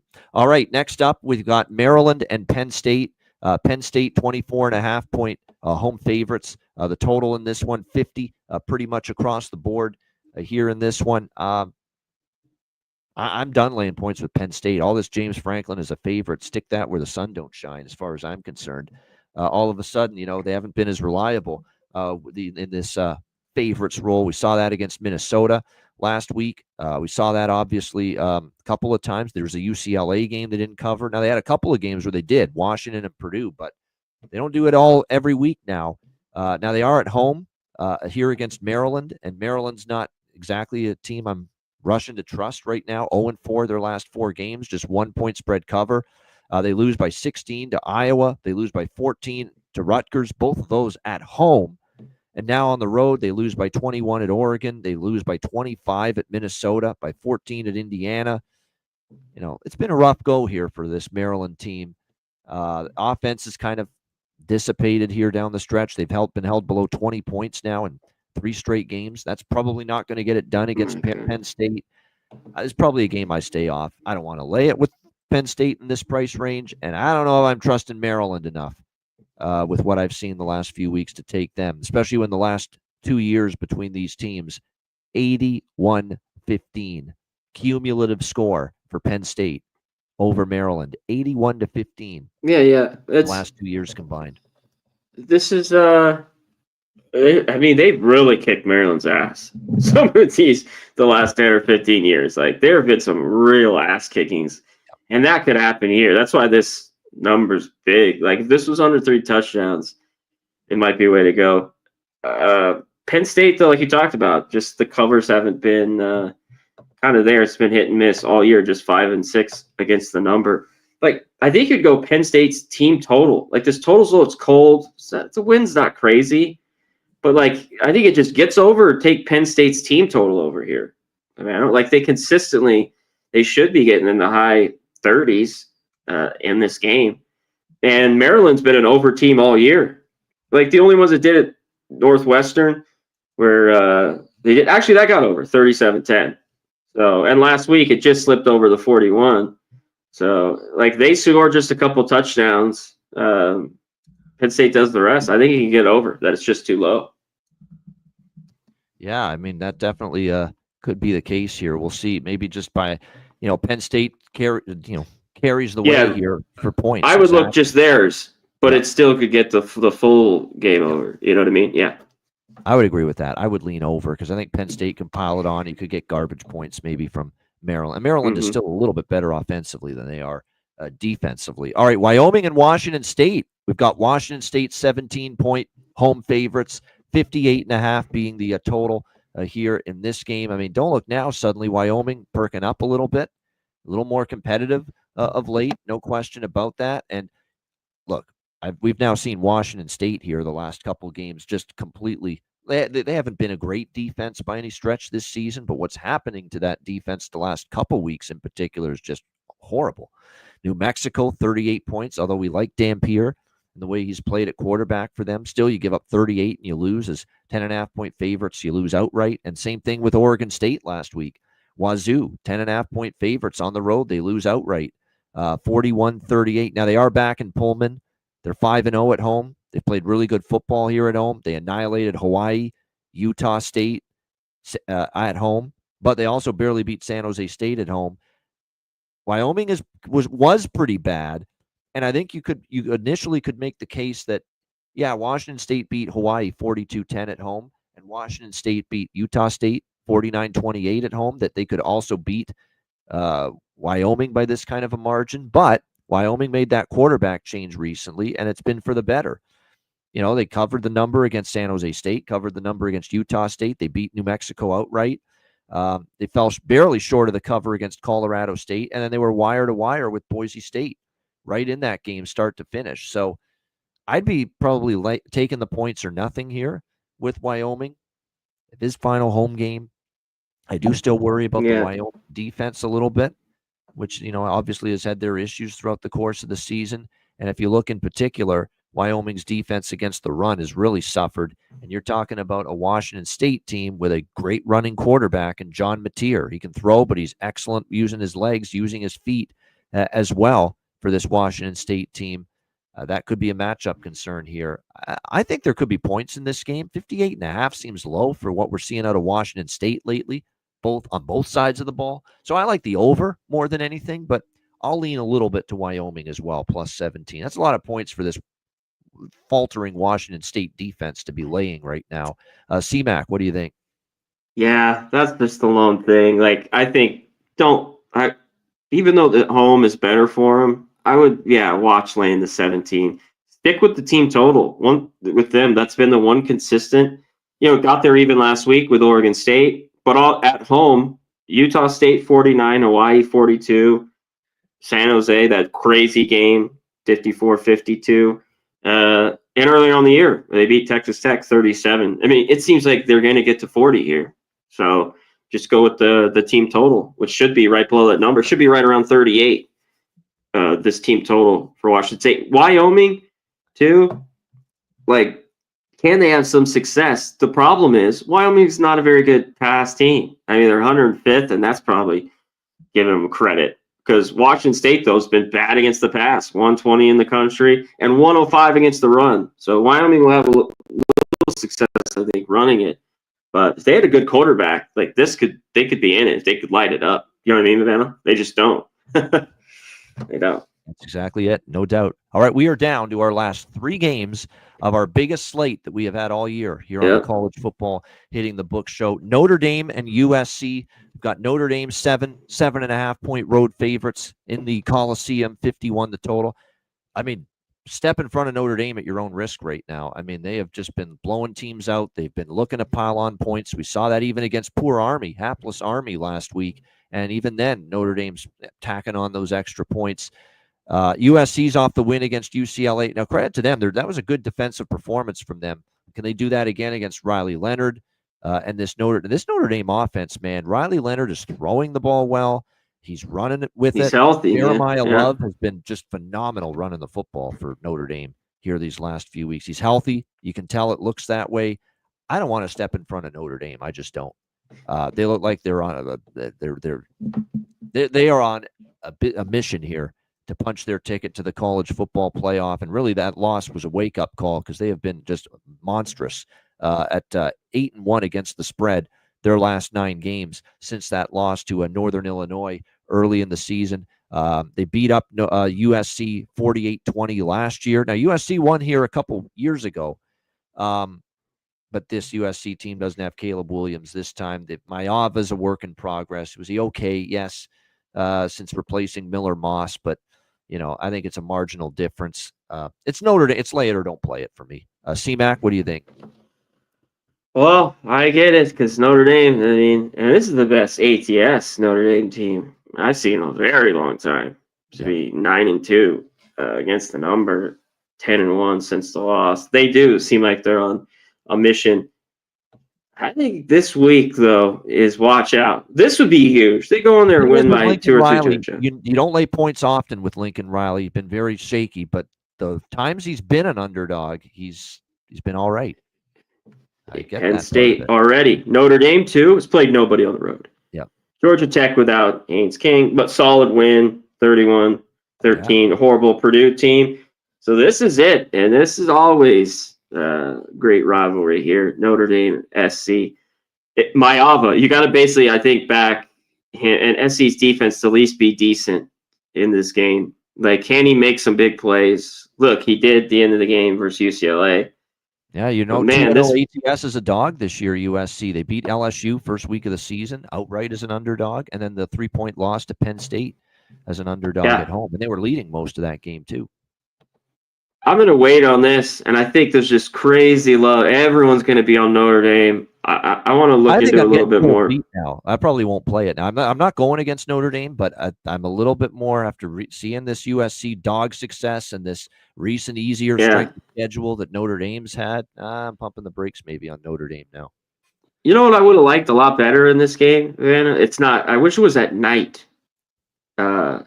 At SC. This game's 3:30 Eastern, right? Yeah, this is CBS. Gary Danielson, and Brad Nessler. That's their game on Saturday. Man. CBS. Yeah. This was at night. I'd be all over SC. I like it. I'm gonna look into it a little bit more. But no, I've loved Notre Dame. And people why they should have took them last week because Army's very bad. These teams, hats off to them. And I've never seen a Notre Dame team take care of business like this, especially lately, at least 10, 15 years against these bad teams. But yeah, SC here, but I think this could be tight. Yeah, we'll see. What only bet the plus says though is that's why I lean Notre Dame. The eye test tells me Notre Dame's not just a little bit better than USC right now, maybe a lot better. And that's what initially attracted me to lay in the 7. Yeah. But you're right. Those USC dog numbers are pretty good this year.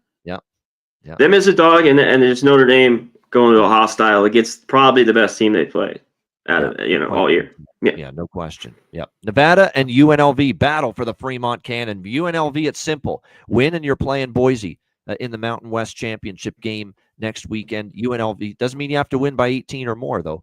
17.5-point home favorites, 55.5 the total.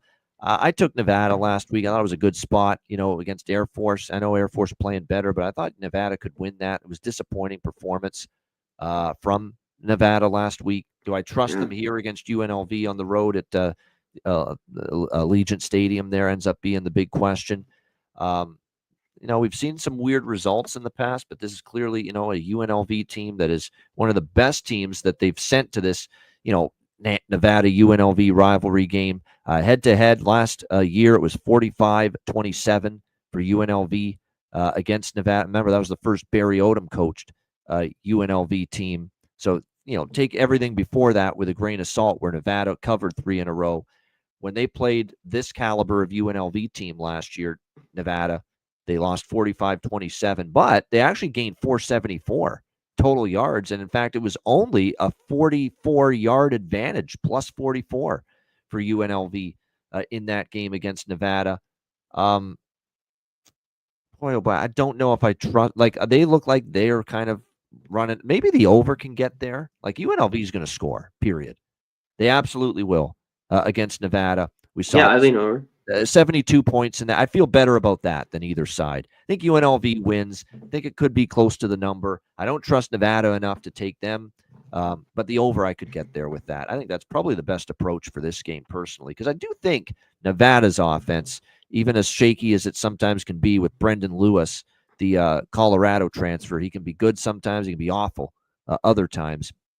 Might be able to move the ball a little bit in this one. We'll see if that is the case to help get that game over the total. What do you think here, CMAC, Nevada, UNLV?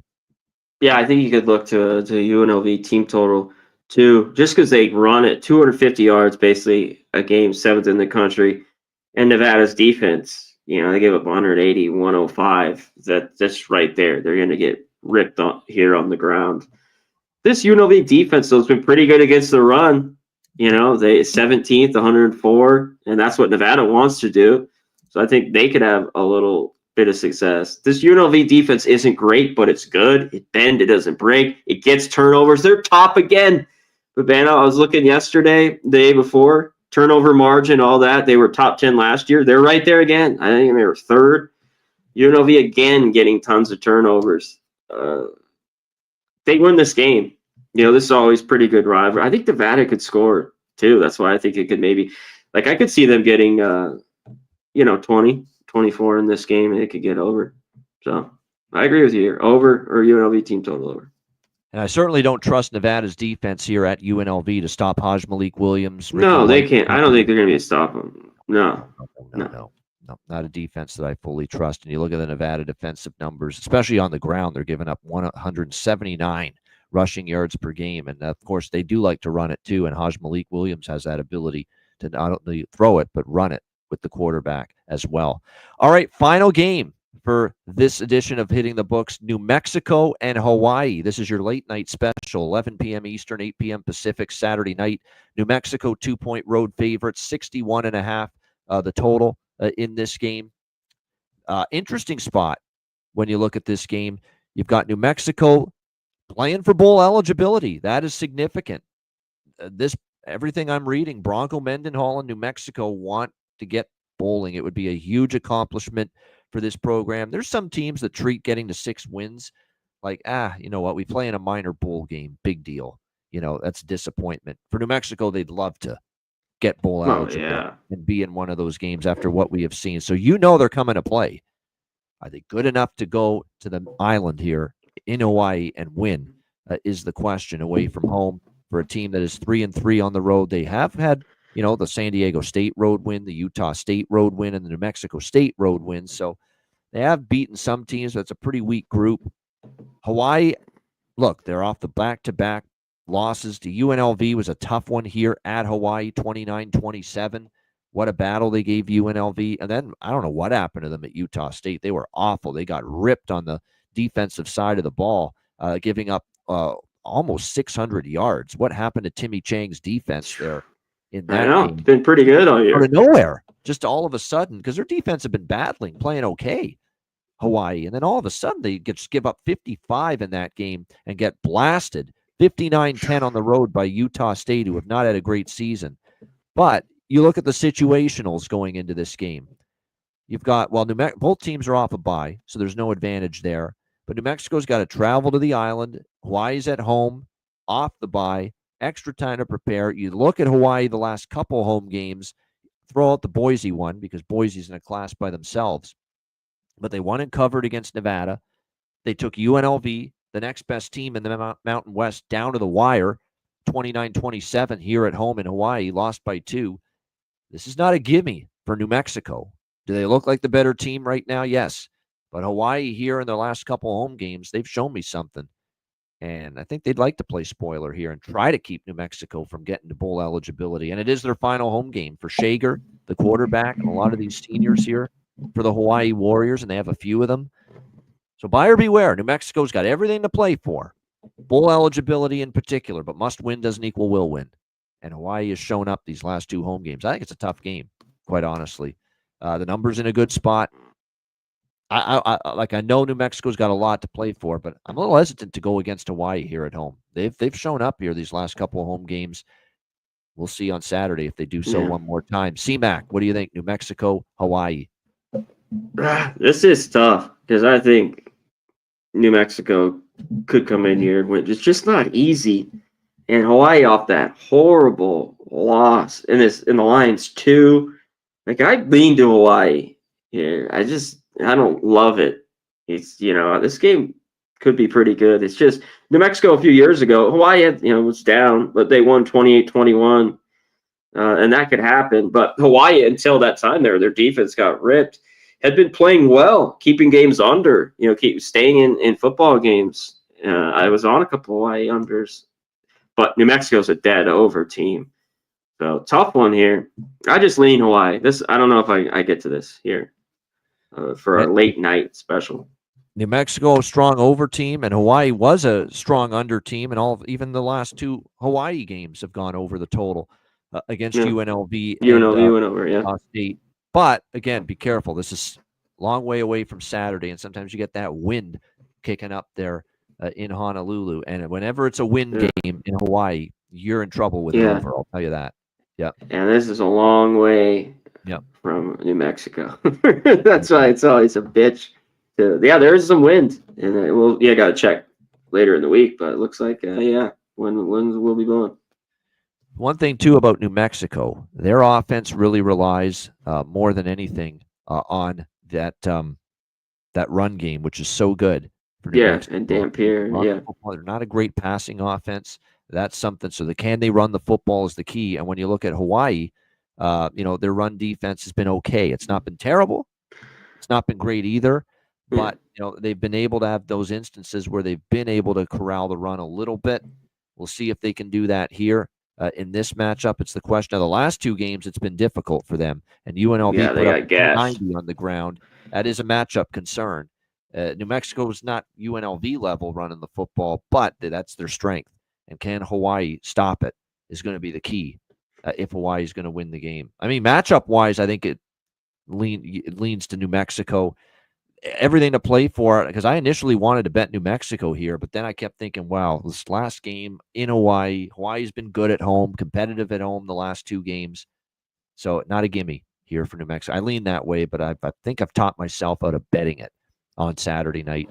There you have it. What a show. We've cleared the 3-hour mark with this edition of Hitting the Books, probably our longest show of the season, our most games on a single show this season for sure, but we had to. It was just so many big games. We had to cover them all. Hit the like button. We appreciate it very much. Come on, you got to hit that like button. We've been here for 3 hours for you, giving the best damn college football betting analysis anyone could possibly serve up. So hit that like button. That's all we ask. Subscribe to the channel. Again, next Monday, it's going to be like 1/3 of the length of this show. It'll be a nice short 1-hour type of show next week because it's only the 7 or 8 conference championship games coming up next week to talk about.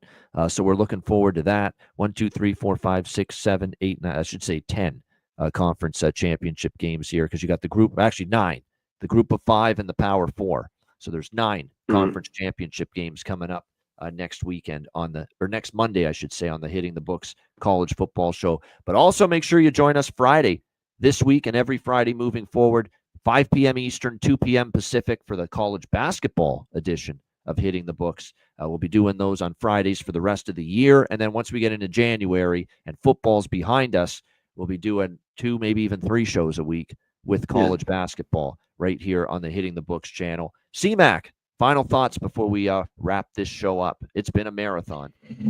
This is it. This is the last week with all these games. Had to do it. Like you said, everyone hit the like button on the way out. Subscribe if you haven't. We're getting up there. Once we can get it, we're almost at 500. From then on, a lot of people have hit us up. We can, you can send money. We might do a membership. We'll deal with that down the line. But shout out to everyone that's subscribed. Hit it if you can. We're almost there. We've grown it from the ground here to start. I think we're moving. We're almost there. So subscribe and tell everyone to do that. And keep hitting in the chat. Send questions. Tell us what you bet or games, questions you have on games. I'll check the comments throughout the week. Let's have another one. The season is almost done here. Regular last big week here. Rivalry week. I love it. I love doing the show on Mondays, brother. Let's get out of here. Lots of fun. What a great show. What a great week of games it's going to be. You're going to see some situations where it's like, whoa, where did that come from? But that's rivalry week. You're going to see at least a few games where it's like, wow, that team beat that team. You throw the records out, seriously, in some of these games. And oftentimes anything can happen when you get all of these rivalry matchups. But great stuff. Awesome show. Hit the like button on the way out. We appreciate it very much. For Connor Mack, I'm Ian Cameron. This has been another edition of the College Football Hitting the Book Show. Enjoy the games and good luck. Enjoy this final full week of the college football regular season. Enjoy the games and good luck. And we will talk to you next Monday, 1 p.m. Eastern, 10 a.m. Pacific, for another edition of the College Football Hitting the Book Show, talking all things college football from a betting perspective. And check out the college basketball version of the show this Friday, 2 p.m. Pacific, 5 p.m. Eastern as well. Until next time, class dismissed.